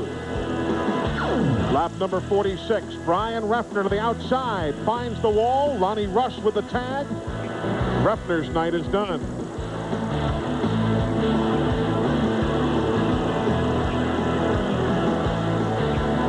Then the King's man says time to make a move. Jimmy Hensley driving for Richard Petty. Outside of Rick Crawford, lost the grip. The Cummins Dodge done for the night. Sauter spins as well in the incident. And then at lap number 66, Ron Fellows going wide. The truck comes around on the Canadian. He's able to continue as we are now at halfway. There is the field now running, getting set to go back to green. We'll see how everybody is running now on the restart. You know, guys, one thing we've not talked about, we touched on it earlier in the telecast, how it's obviously today a whole lot cooler than it was yesterday. Now I dare say it's a goodly bit cooler out than it was even when we started an hour and a half ago. I wonder how that's affecting handling at this stage of the evening. Well, right now they can truly evaluate what their truck is doing and make the adjustments at halftime. They also have a good base of rubber that they've laid down now, so they'll be able to adjust in the second half. Ought to be much quicker, much more truck control. And actually, like you talked about, starting a day in the daytime and going into the evening and also having the rubber go down, it adds two factors that normally will make a car tight. So some of the guys that were complaining about tight conditions, the halfway break is definitely a good opportunity for them to make the changes that they need to go the rest of the distance. Randy Tolsma, 6th at halfway. Dave Fuse is his crew chief. Let's get an update. Well, Eli, Randy made it all the way up to 3rd, then his truck began to get too tight. Dave, what changes did you make at the halftime? We went down 100 pounds on the right front spring on the IWX Motor Freight Chevrolet. It was tight all the time, and they kind of got bunched up there at the end, and when you're up behind somebody, it just gets that much tighter, and we were fast enough, but we really need a little bit of room to keep it free, and we got boxed in there. So hopefully we'll get by these guys in the beginning, and the spring change will do what we need, and we can win this thing. Well, maybe they might have numerology on their side. This is the 5th race in his career that he has started 13th. He's finished in the top 10 every single one, and he's finished first once. He's hoping to get his second win tonight. Field getting the 1-to-go signal. Just enough time for us to remind you that you can now race into the all-new and official store of NASCAR. You can visit NASCAR Thunder, now open in cities everywhere. And if you'd like locations as to the store nearest you, just call that number you see on the screen any day, Monday through Friday. They'll be glad to give you all the information you need. By the way, grab your computers. You can log on right now to NASCAR Online. www.nascar.com. Log on before, during, and after the races. Get all the scoring updates and all the information you need. It's like a 24-hour NASCAR Garage Pass. NASCAR Online. There you see Jay Sauter's truck. And Glenn rebuilt front and somewhat to the back, I guess. Eli, I can't believe the work that these guys did down here. In fact, they're all sitting around down here fanning themselves, drinking water now. It's just really taking a break, a well-deserved one. They had a lot of work to do. The biggest problem they had, the back end was crushed in. They couldn't fill the truck with fuel. So most of the work that was going on there, they were working on the fuel filler neck and getting the overflow free so they could put gas in it. When they tried to put gas in it, it all splashed out, covered the whole pit area. So a little bit of a scary moment there, but they finally got the lines open, got the fuel in, got the shock fixed, got the tires changed again. I asked Todd Barrier, is it okay? He said, man, it's as okay as it can be and as okay as it's going to get tonight. And that filler neck that he's talking about is the chrome piece is sticking straight out on the left rear quarter there. You can see it sticking out. Really just kind of under the letter H there. The good part is, though, the part meeting the wind up here, back there, don't really matter that much as long as you have a good rear spoiler. He has that. Looks like the tailgate's going on it. Other than that, it's ready to go. Here we go, second half of the Pronto Auto Parts 400K. Live on TNN Motorsports, Jack Sprague, the leader.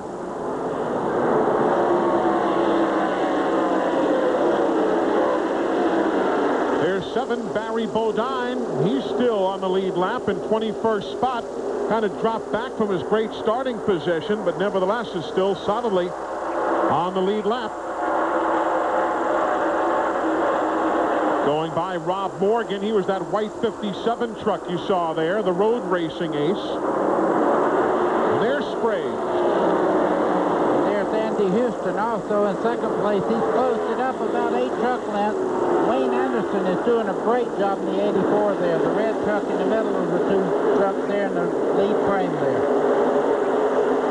27 trucks on the lead lap of the 30 that are still running.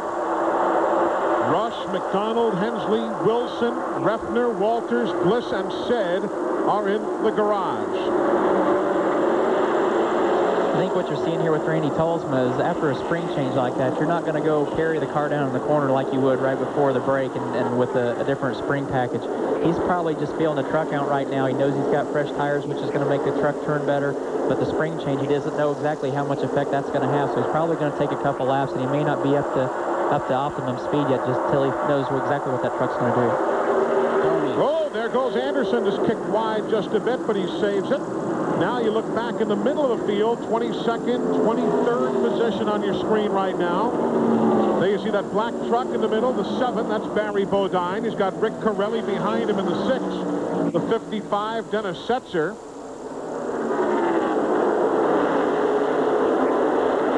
See the 82 truck there?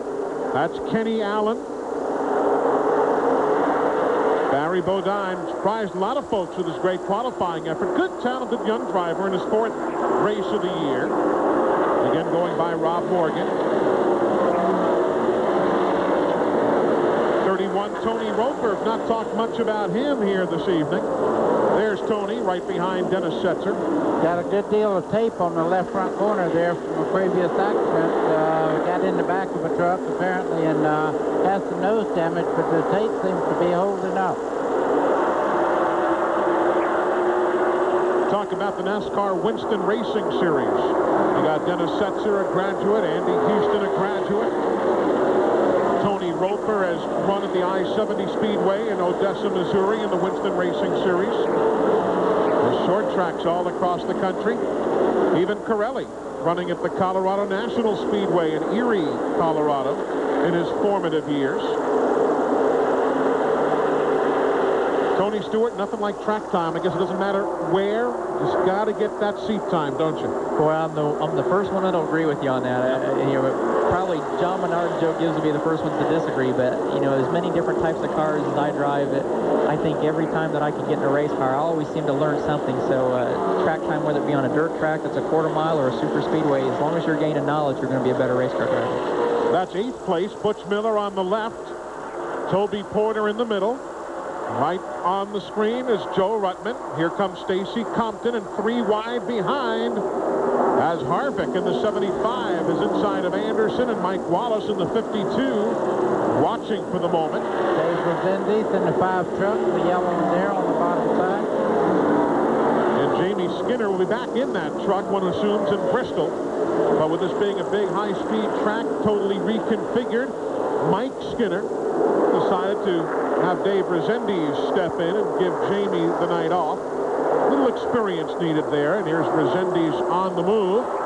He's running in 16th. Meanwhile, Ron Barfield has been on pit road. Let's get an update from Glenn Jarrett. Guys, unfortunately, they're having to undergo the radiator change. Ron ran over something on the racetrack, knocked the hole in the radiator, lost the fluid out of it, so he had to bring the thing in. I tell you, he's had a tough weekend. He crashed the truck on only the 3rd lap of practice here yesterday. Had to go to the backup, then had a great qualifying run with it. But tonight, his troubles continue. There's second place just changing beneath that insert of the Barfield truck. You saw Raines in the 19, grabbed second from Houston, though Hornaday couldn't get through. Well, yeah, and Andy Houston there, he was one of the quickest trucks before they made the changes at halftime. Right now, the truck does not seem to stick right on the bottom of the racetrack. Ron Hornaday's checking him out on the bottom side as they head down the back straightaway. Here he comes, though, right back. Remember, it took Houston's truck a while to really come in the opening half of the race, too. Maybe it lightened up or the tires got real hot. Eventually, on the longer run, he came along. Here goes Raines for the lead. Followers. You got a whole bunch of followers. Stay out there. Wow. Stay out there. That's a power move by Raines there. In the 19 truck taking the lead. Andy Still Houston there. comes Got with another him. one. Here comes another Hornaday, one. and now Tolfman makes the move. Clear after 61. You're listening to Sprague's radio as he loses the lead at lap Not clear 96. yet. Still there. Still there. Coming back. He's coming back. Clear to 61. So Tony Raines, who did not pit when everybody did on lap 26, pitted a lap later to the field and came barreling right back up through traffic. He's showing the way here at the Texas Motor Speedway. Here comes Andy Houston looking on the inside, trying to take a look. Hornaday right on his back bumper as they head down the back straightaway.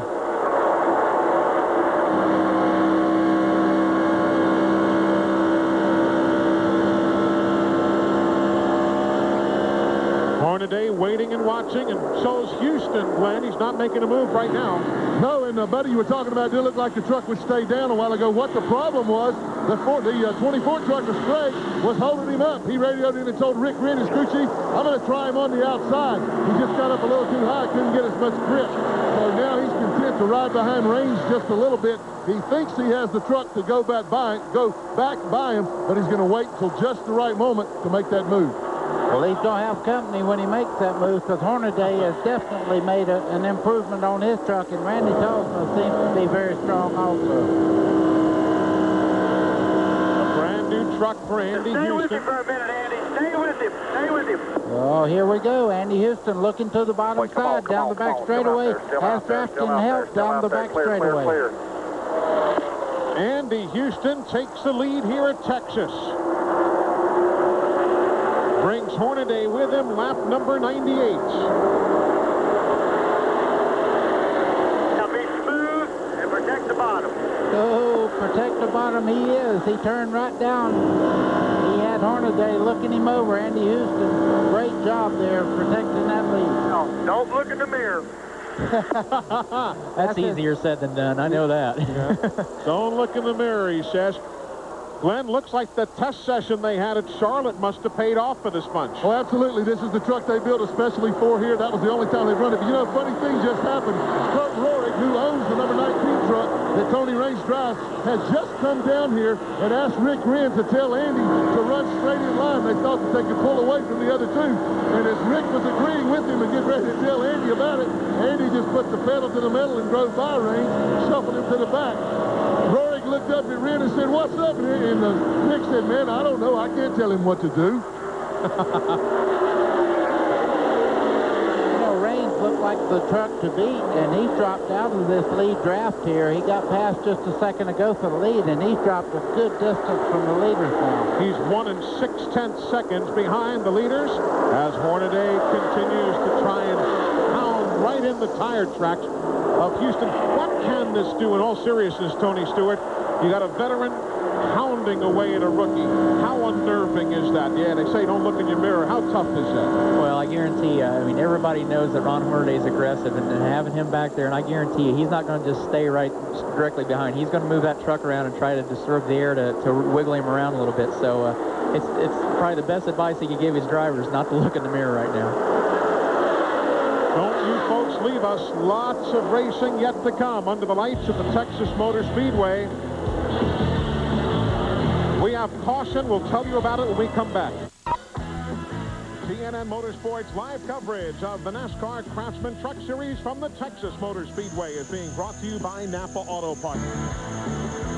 The field getting set to go back to green. The Tony Raines team is watching their truck, having led earlier, now running 5th. Any problems, Glenn? The truck is a little bit loose getting in. When he got into that traffic, Tony has radioed in several times during the race and said that the truck just cuts up a little bit when other trucks get around him. As long as he's out front or running by himself, he's okay. But when he gets around traffic, it really cuts up, and it said it stopped his heart from beating there when all those trucks went by. Here's Matt. Glenn, Jack Sprague dropped from 1st till 4th. He's reporting into crew chief Dennis Conner his truck is way too tight after that last restart. So Dennis told him, look, we've got a great truck. Just ride it out until we pit for fuel, because we are going to have to stop like everyone else to top off for the run to the finish. But we have to make it to lap 115 before we can pit, or else we won't make it to the finish. So a lot of guys are going to be, I guess, calculating a lot of fuel mileage down here, because the Chevys get the best, the Dodges get the worst. Green flag is in the air. Restarted lap 106 of 167. A quick caution for debris on the racetrack. Eli, Jack Sprague had to go in the grass just then. Randy Tolzman in that copper-colored truck right there took him all the way, left side all the way in the grass. Very lucky to hold control. Jack Sprague in that 24 truck, a string of 19 consecutive top 10 finishes over 2 seasons. A series record is Hornaday's. He's finished in the top 10 20 races in a row. Looks all right. Lead change. There goes Hornaday on the inside. Andy Houston caught on the outside, but he's fighting back. That second cruise is really working for him. This isn't the first time that Andy's been stuck on the outside. The last time he did hold his position. Still down there. 3 wide underneath. Oh, and a truck is in the wall. Problems for Kenny Allen in the 82 truck. He subs for the ailing Randy Nelson, but we stay under green. Here comes Houston battling right back.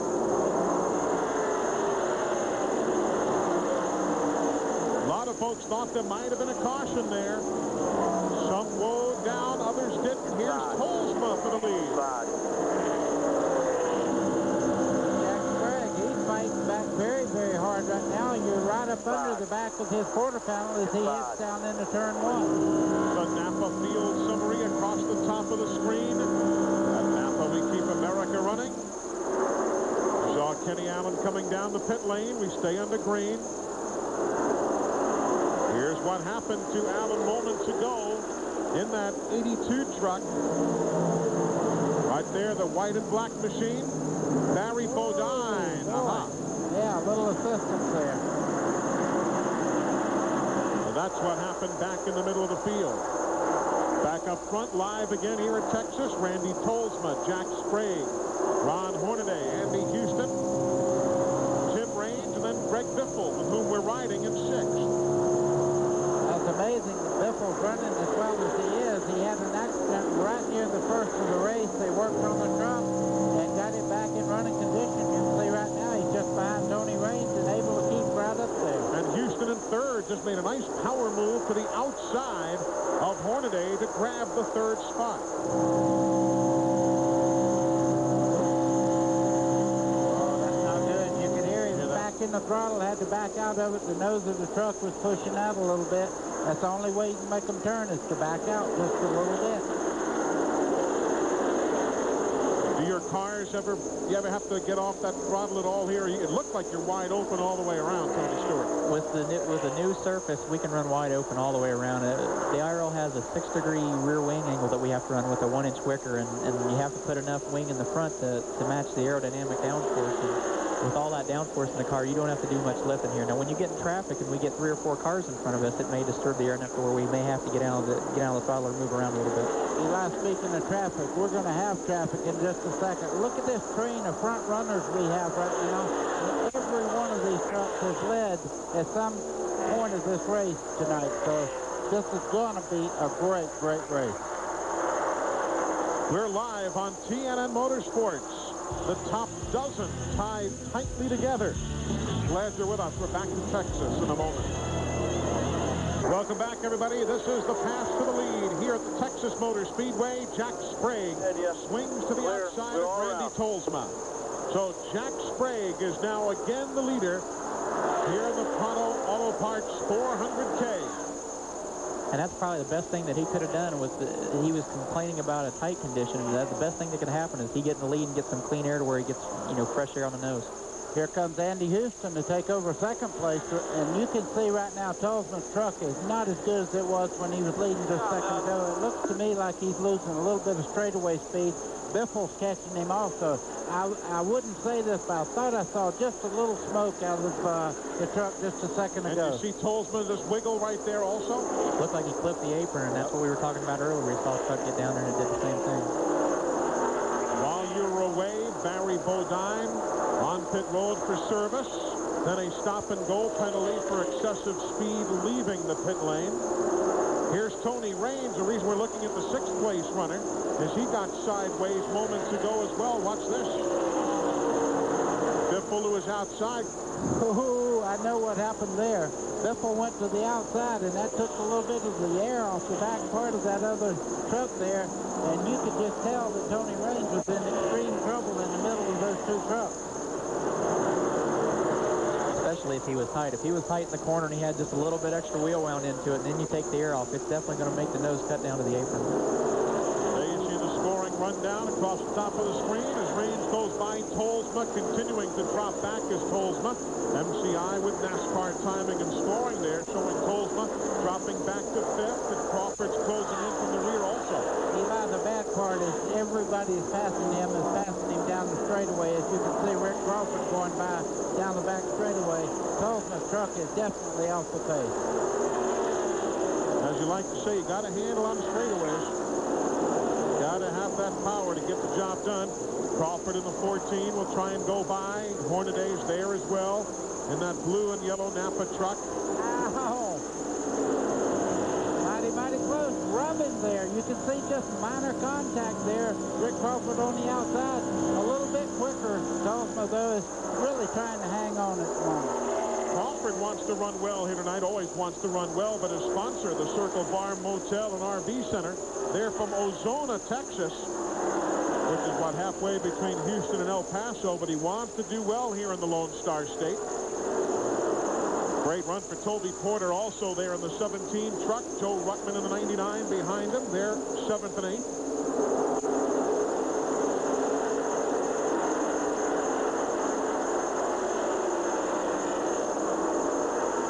If you're a Bob Keselowski fan, he's gone to the garage. Engine failure is the report there. So that Dodge truck done for the night.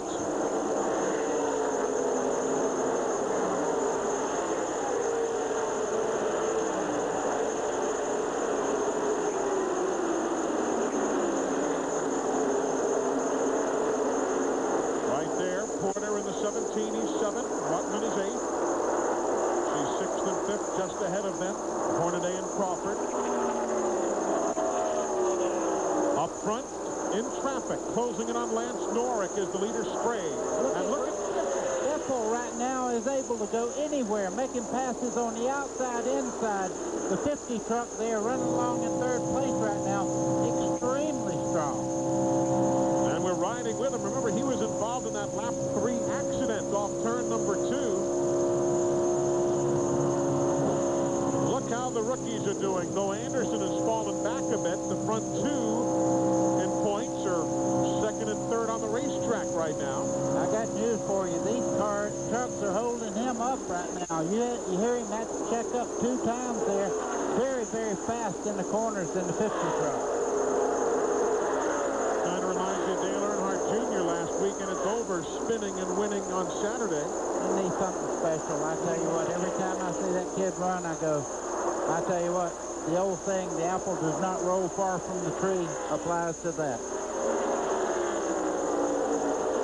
Sprague, Houston, Biffle, Rames, and Crawford. Barry Bodine takes his truck behind the wall as we near the finish in Texas.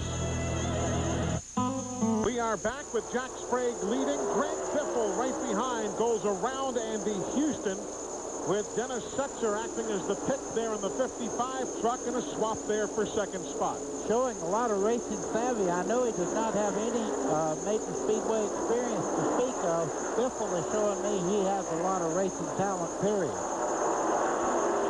Others who have fallen back just a little bit. Randy Tolsma there on the right of your screen, all the way back to 12th place now, Matt Yoakum. We kind of saw it coming. Bad news for the Tote Terminator fans, Eli. Randy Tolsma has reported in, and his truck has developed a miss.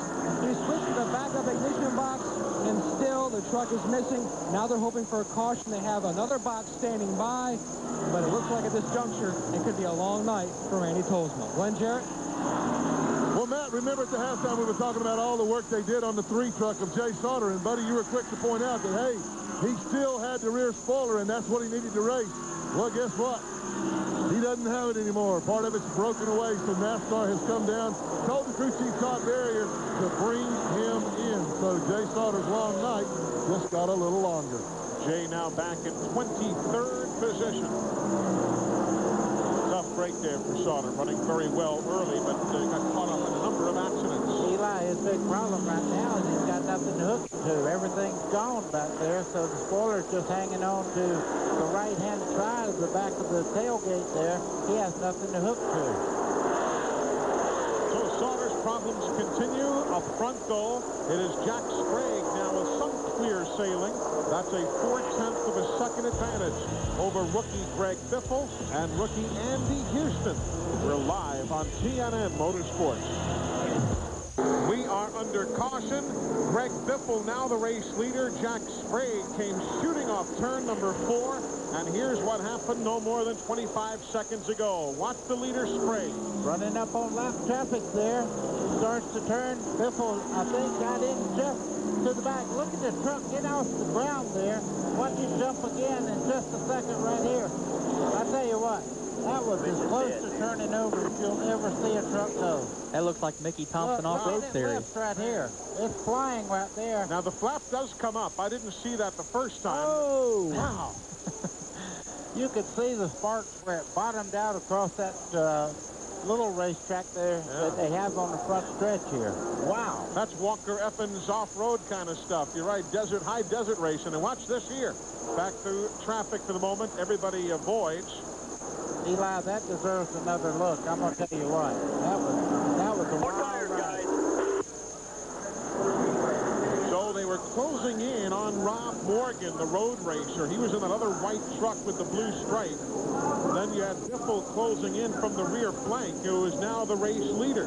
All of that took place at lap 135, and here come pit stops.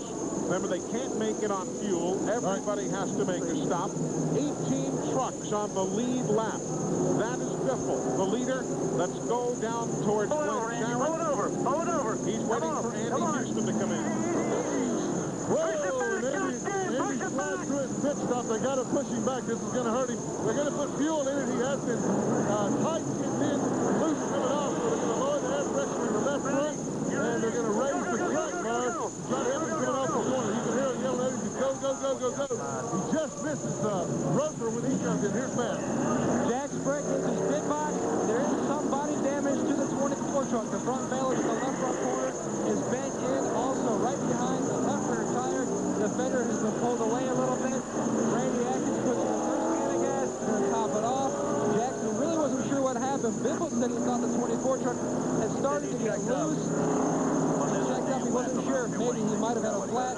But right now, they look at the tires, and it appears the tires could be okay on the 24 truck. Okay, let's worry about our racing deal right now. Where's the pace car? Where's the pace car?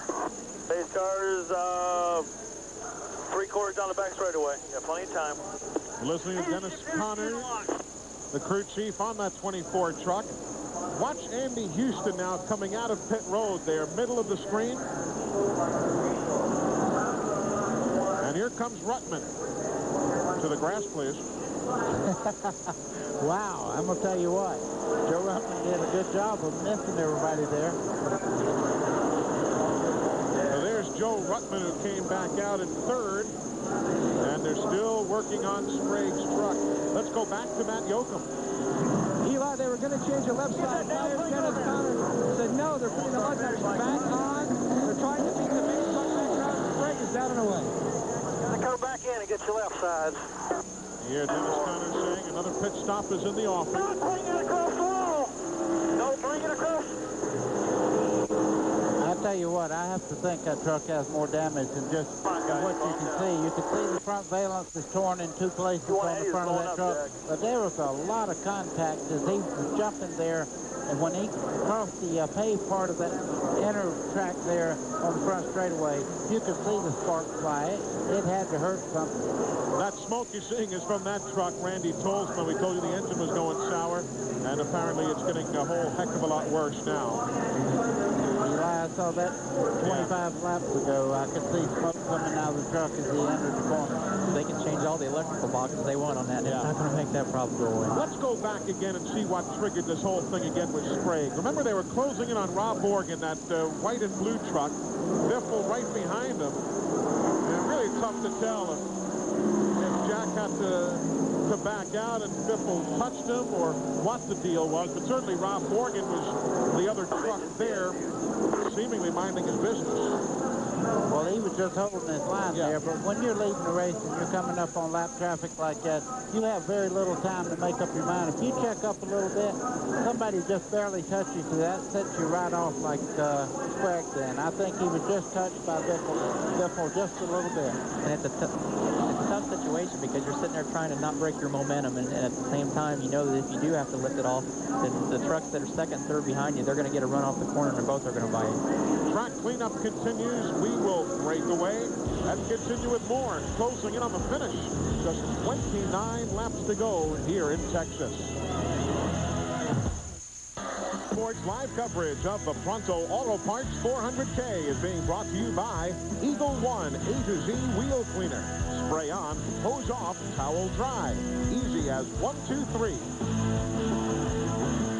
And by Pronto, the smart choice for auto parts, celebrating 20 years of quality.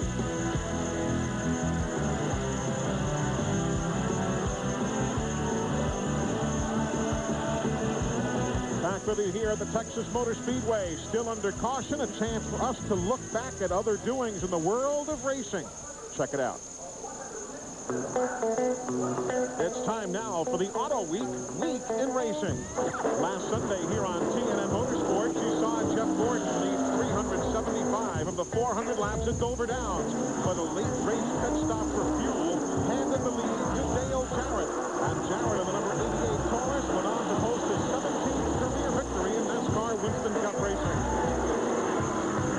This weekend at Richmond International Raceway, Saturday night for the next stop on the tour. The Pep Boys Indy Racing League is here at Texas Motor Speedway, and after rain washed out qualifying here yesterday, they ran for the pole this afternoon, and Tony Stewart grabbed the top spot, a speed of 224.448 miles an hour. Billy Boat shares the front row. You'll see it tomorrow, live at 9 Eastern, right here on TNN Motorsports. You can call 1-800-537-1510 right now for a year's subscription to Auto Week at this very special TV price of just $24.95. And if you order now, you'll get the official fan guide free. It contains track maps, team and driver profiles, race schedules, and a whole lot more, all for just $24.95. So call now, 1-800-537-1510 for Auto Week. And don't forget, tomorrow, 9 Eastern time, right here, Tony Stewart leading him to the green. The Indy Racing League making their debut on TNN Motorsports. True Value 500K, 9 o'clock Eastern time tomorrow night. Billy Boat alongside of you, Tony. Got to get that quick jump now. Yeah, really you do. Billy Boat and I both have run midgets against each other for a long time, so I'm sure we're both going to be chomping at the bit to lead each other to the first turn. Robbie Buell, Ari Lyondike, Marco Greco rounding out the top 5. Qualifying speed, again, 224.448 miles an hour. Watch what happened on pit road moments ago. Jack Sprague. Oh, did you see that? One of the crew guys was still working on the truck as Jack pulled away. Dangerous sometimes. I guess it was better he was laying on the back of it instead of in front of it when he pulled away. Now, the way they came off of pit road, the 84 truck, Wayne Anderson, leads Tony Raines. Greg Biffle is third. Anderson kicked wide there on the start. And the green is in the air. Anderson, Raines, Biffle, Houston, Rutman, Mike Wallace is sixth. Hornaday seventh. Porter is eighth. Compton is ninth. Harvick is 10th.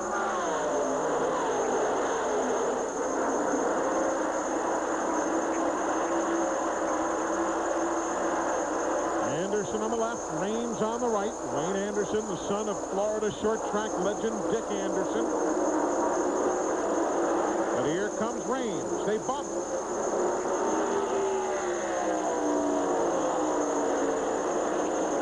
We're at lap 143 of 167. We're nearing the finish. Eli, they better get going, those first two up there, because Biffle has proven that he has a great truck. He has one of the fastest trucks drafting with him back there. And if they cut each other off, they're losing a little bit of angle as far as getting in the corner fast. And Biffle and these guys will catch it very, very quick if they race each other like you're doing. Trouble for Hornaday. He is smoking, and smoke is coming out of the exhaust pipes. It happened a year ago. He was running in seventh. Looks as though Hornaday may have cooked the power plant in the Napa truck. Tough break here. And the lights are on there on the dashboard. Never good. Back up front, Anderson and Raines. The bad part is you can visually see that Biffle is much, much quicker in third place there as he pulls it down to less than a truck length and a half behind the second place of Raines.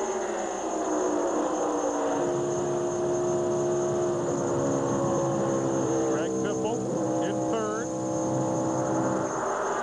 Andy Houston right behind him in fourth. Boy, that truck sounds good, I'm telling you, down there back straightaway. Here comes Houston. Can't get that Chevy to make the move. He's already looked in the mirror there. He knows he's got a lot of good company around him.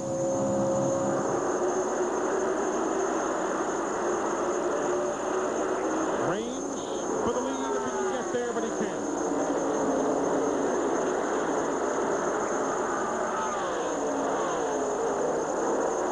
Oh boy, it's going to get ugly here in just a second. Raines to the power move on the outside with Biffle. Biffle making the move with him on the outside. Anderson can't do a thing, but just watch them go by as they draft by. They make a little bit of contact as Anderson fights back on Biffle on the outside there. Tony Raines leading for the first time since lap 97. We're now at 146. Around goes Anderson. Around goes Biffle. Houston gets through. That is Mike Wallace. Porter is caught up in the middle of all that on the 17 truck. Oh, there's a big fire there. Problems there on the Porter truck. Tolby unhooking quickly. He has that big neck brace on after the injuries he suffered at Portland a year ago. Walking away okay. Caution. 9th time. Lap 148. That is such a shame because Toby Porter drove a great race tonight, kept the truck in contention, and this wreck he had absolutely nothing to do with, just being at the wrong place at the wrong time. He was running in 7th. Oh, look at Mike Wallace's truck all rumpled up. And Anderson had himself the lead there for a while, lost it a lap ago to Raines. And how about Houston? It's kind of like the Red Sea parted for him. Wasn't that something? I mean, everybody all of a sudden went each way, and Andy just kept on trucking. You didn't say that. It actually fit, though. Ron Hornaday's night is done. Matt Yoakum, the update. Well, Ron Hornaday has climbed out of his truck. Ron, an early, kind of a late exit for you. What was the problem? Oh, I'll tell you what, the guy's done a great job on his Napa Brake Chevrolet. I just, come after that halfway break, I had to drive with one hand, and my window net bar fell down. I broke off in the bottom, and I drove about 35 laps with that, and then so with the baby in it, and it was time to go. You know, it's 25, 30 laps to go. Fred said go, and I was turning about 8,400, I guess. She started vibrating, going into one. She locked up, so I don't know. Just one of the things that happened, man. I tell you what, it's the funnest I've had at Texas Motor Speedway. Just gonna lose some points to Jack Sprague and the rest of these guys, but we'll get them back. Long season. Tough break for Ron Hunter, a second straight year here at Texas. He's ended his night with motor failure. And Greg Biffle's night finally done. He was involved in an accident at lap number 3. Now he's involved in another one 145 laps later. Toby Porter also done for the night, but we are not. We're back in a moment. Welcome back, everybody. There's the aftermath of the multi-truck accident on the back straightaway. Toby Porter's machine heading to the garage to join Greg Biffle and others. Here's what happened. Anderson, the 84. Biffle, the 50. Houston got by. Good job. Big crash behind you. Caution will be out. Yeah, boys, we're going to win this race. There's nowhere to go. You were listening to Andy Houston's radio. Good job, good job, good job. Big crash behind you. Caution will be out. Yeah, boys, we're going to win this race. Toby Porter okay, climbed from his truck and walked away. So caution on the speedway for the 9th time today. Time now for the AutoZone Tech Fact. Brought to you by the more than 1,900 AutoZone stores across America. AutoZone, the best parts in auto parts. Here's Glenn Jarrett. Hey, thanks, Eli. You know, we have seen some tremendous action on the racetrack tonight, a lot of crashes. But fortunately, none of them have been caused by any problems on the racetrack, no problems with the tires. Now, we told you at the top of the show that the paving on this racetrack was only finished about a week ago. There was no time to test tires at all. So what did Goodyear do? They brought the tire to the racetrack that they used in the very first Winston Cup race when the track was green back in April of 1997. We talked to their engineers last week, and they said from the best of their information, that tire should work well on the fresh pavement. And by golly, they were right. We haven't had a single tire problem all night tonight. All the problems have arisen from some wacky driving out there, from what I can see. All right, Glenn, thank you. Tony Stewart, tomorrow night when the Indy Racing League machines are on the racetrack, what have the tire companies done on your side of the garage?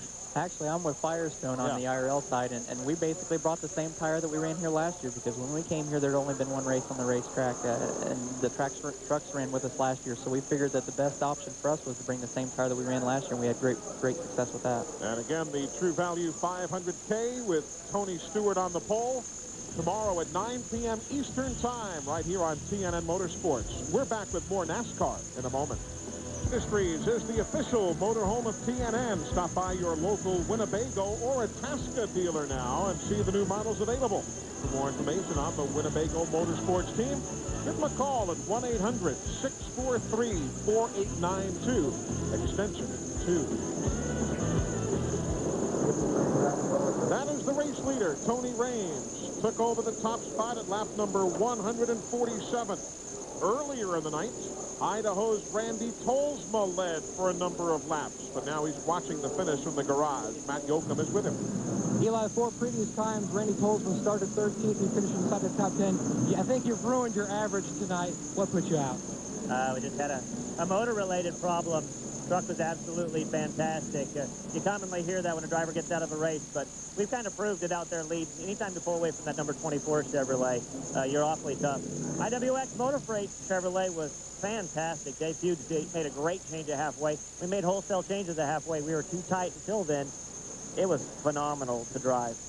Well, if you got to have problems, the best place to have it is while you're leading. Glenn Jarrett?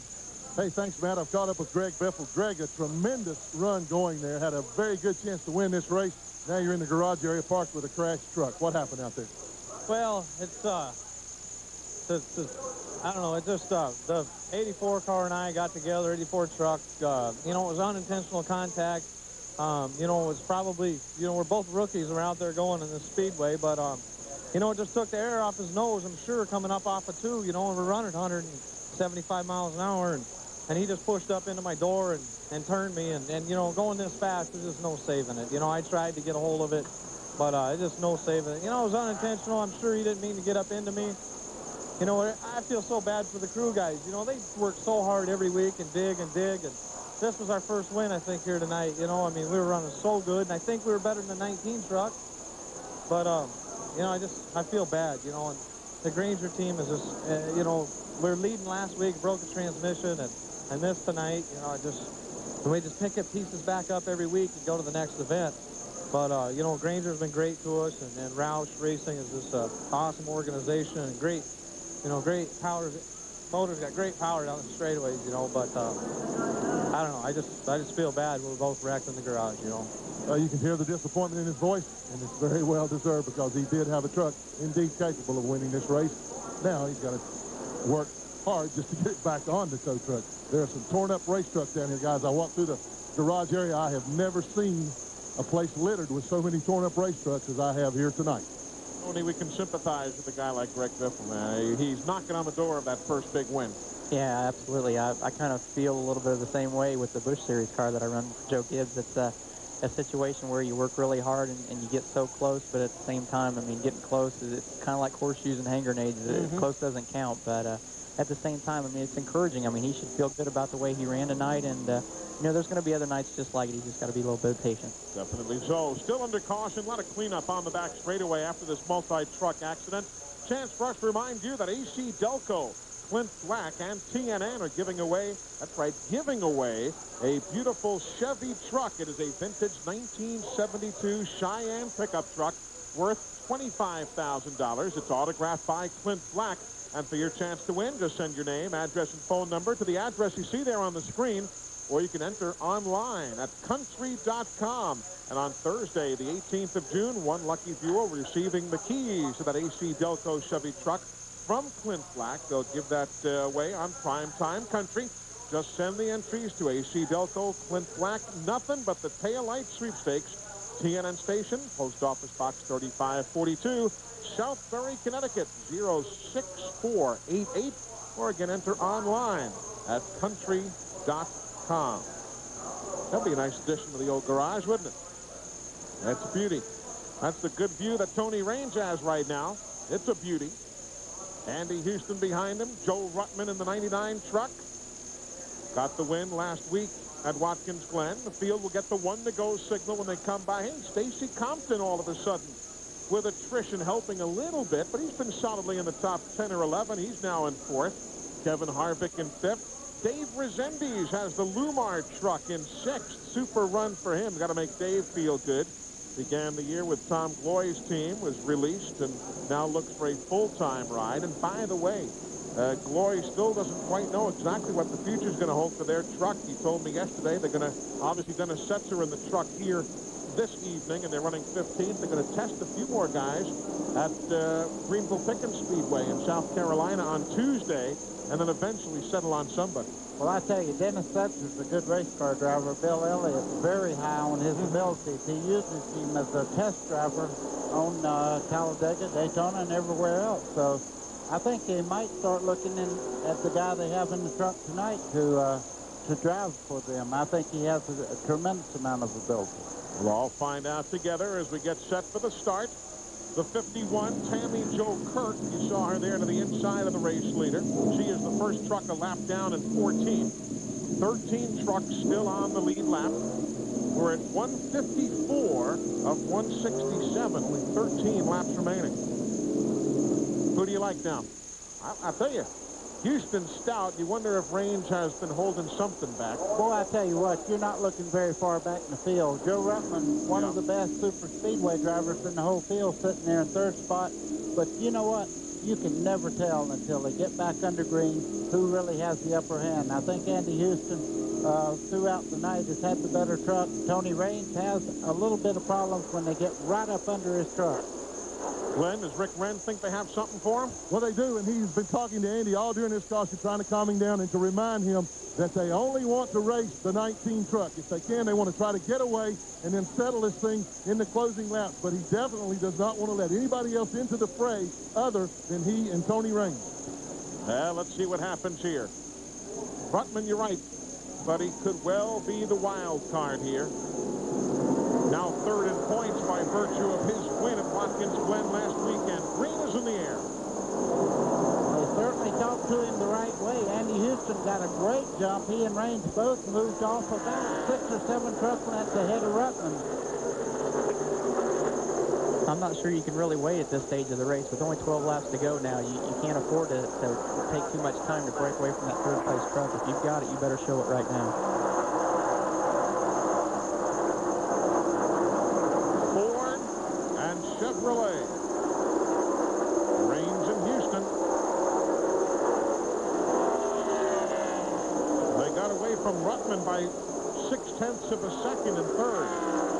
Tony Raines said just a little while ago he's okay as long as he's out front. He gets a lot of problems too when the truck gets up under him. So right now he does not need to get his truck out of position because Andy Houston knows that it can loosen him up if he gets under him.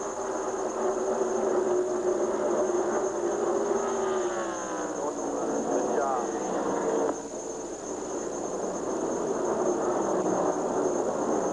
Laps remaining now, 10 to go. I keep reflecting back on what Andy Houston's been able to do all night, and he's the only truck that I have watched that can pass on the outside and make it stick. So if Tony Raines just keeps on running the bottom part of the racetrack, he may try him on the outside later. He's smooth, stay in his draft. He's reeling back in. Again, we're eavesdropping on Andy Houston and crew chief Rick Wren. Should Houston win, it'll be the first win. Don't worry about anything behind you. I got your back door covered, baby. You just raced that thing. Should Houston win, it will be the first win on the series by a rookie since Kenny Irwin won here a year ago. Well, he better turn it up. He don't catch Tony Raines right now. I tell you what, he looks awfully good. That is 4th and 5th. Stacy Compton and Kevin Harvick. They are 1 2/10 seconds behind the leaders, but closing in on 3rd place Joe Rutman. There's the spread right there.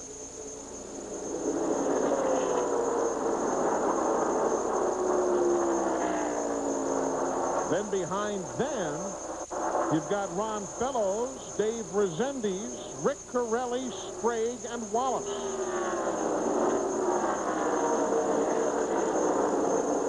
I tell you what, these people in Texas are excited. I was looking in the grandstands, and there's not one person sitting down. Everybody's on their feet. I think they really have enjoyed the show this evening. And, you know, these guys have put on a great show all night, and it's not even over yet. Attrition rate has been high.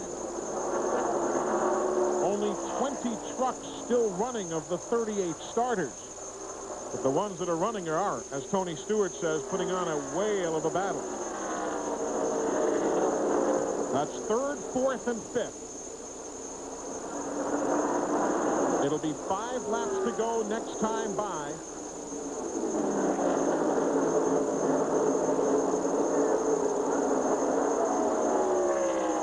There the front two. 3rd, 4th, and 5th coming in. Rutman, Compton, Harvick.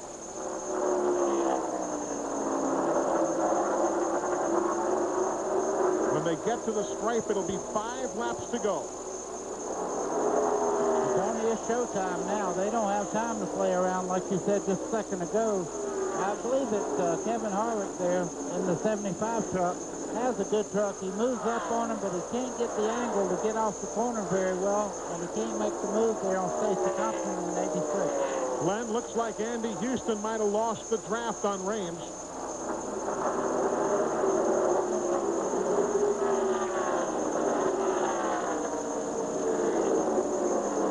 Glenn Jarrett checking with Rick Wren on just that subject matter.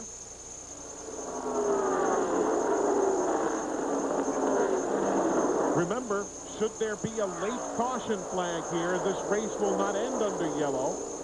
NASCAR Craftsman Truck Series events always end under the green if we have to go past the appointed count of laps. 3rd, 4th, and 5th are closing up on Andy Houston in 2nd just a little bit. You can see they've cut it down some 7, 8 truck lengths in the last couple of laps here. If they'll stay in line and not race each other, they may have a chance of catching him.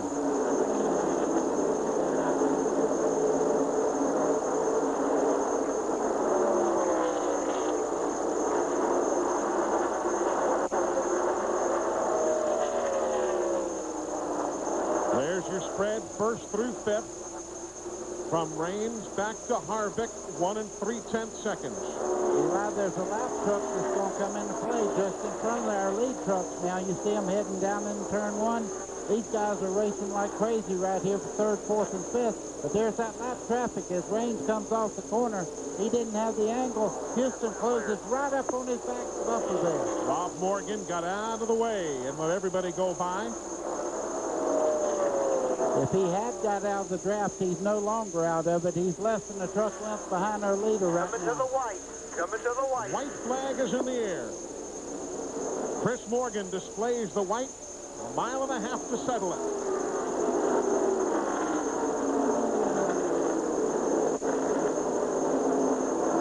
Raines gets off very clean there. Lap traffic got over to the left and let him go as he head in for the last corner into turn 3. Going around David Starr's truck as Harvick makes the move on Compton and grabs 4th. But here comes Tony Raines. When the race is on TNN, Tony Raines is in victory lane. Guys, hard work. We're going to win this one. Tony Raines wins. And indeed, hard work does pay off for Houston, who finishes second.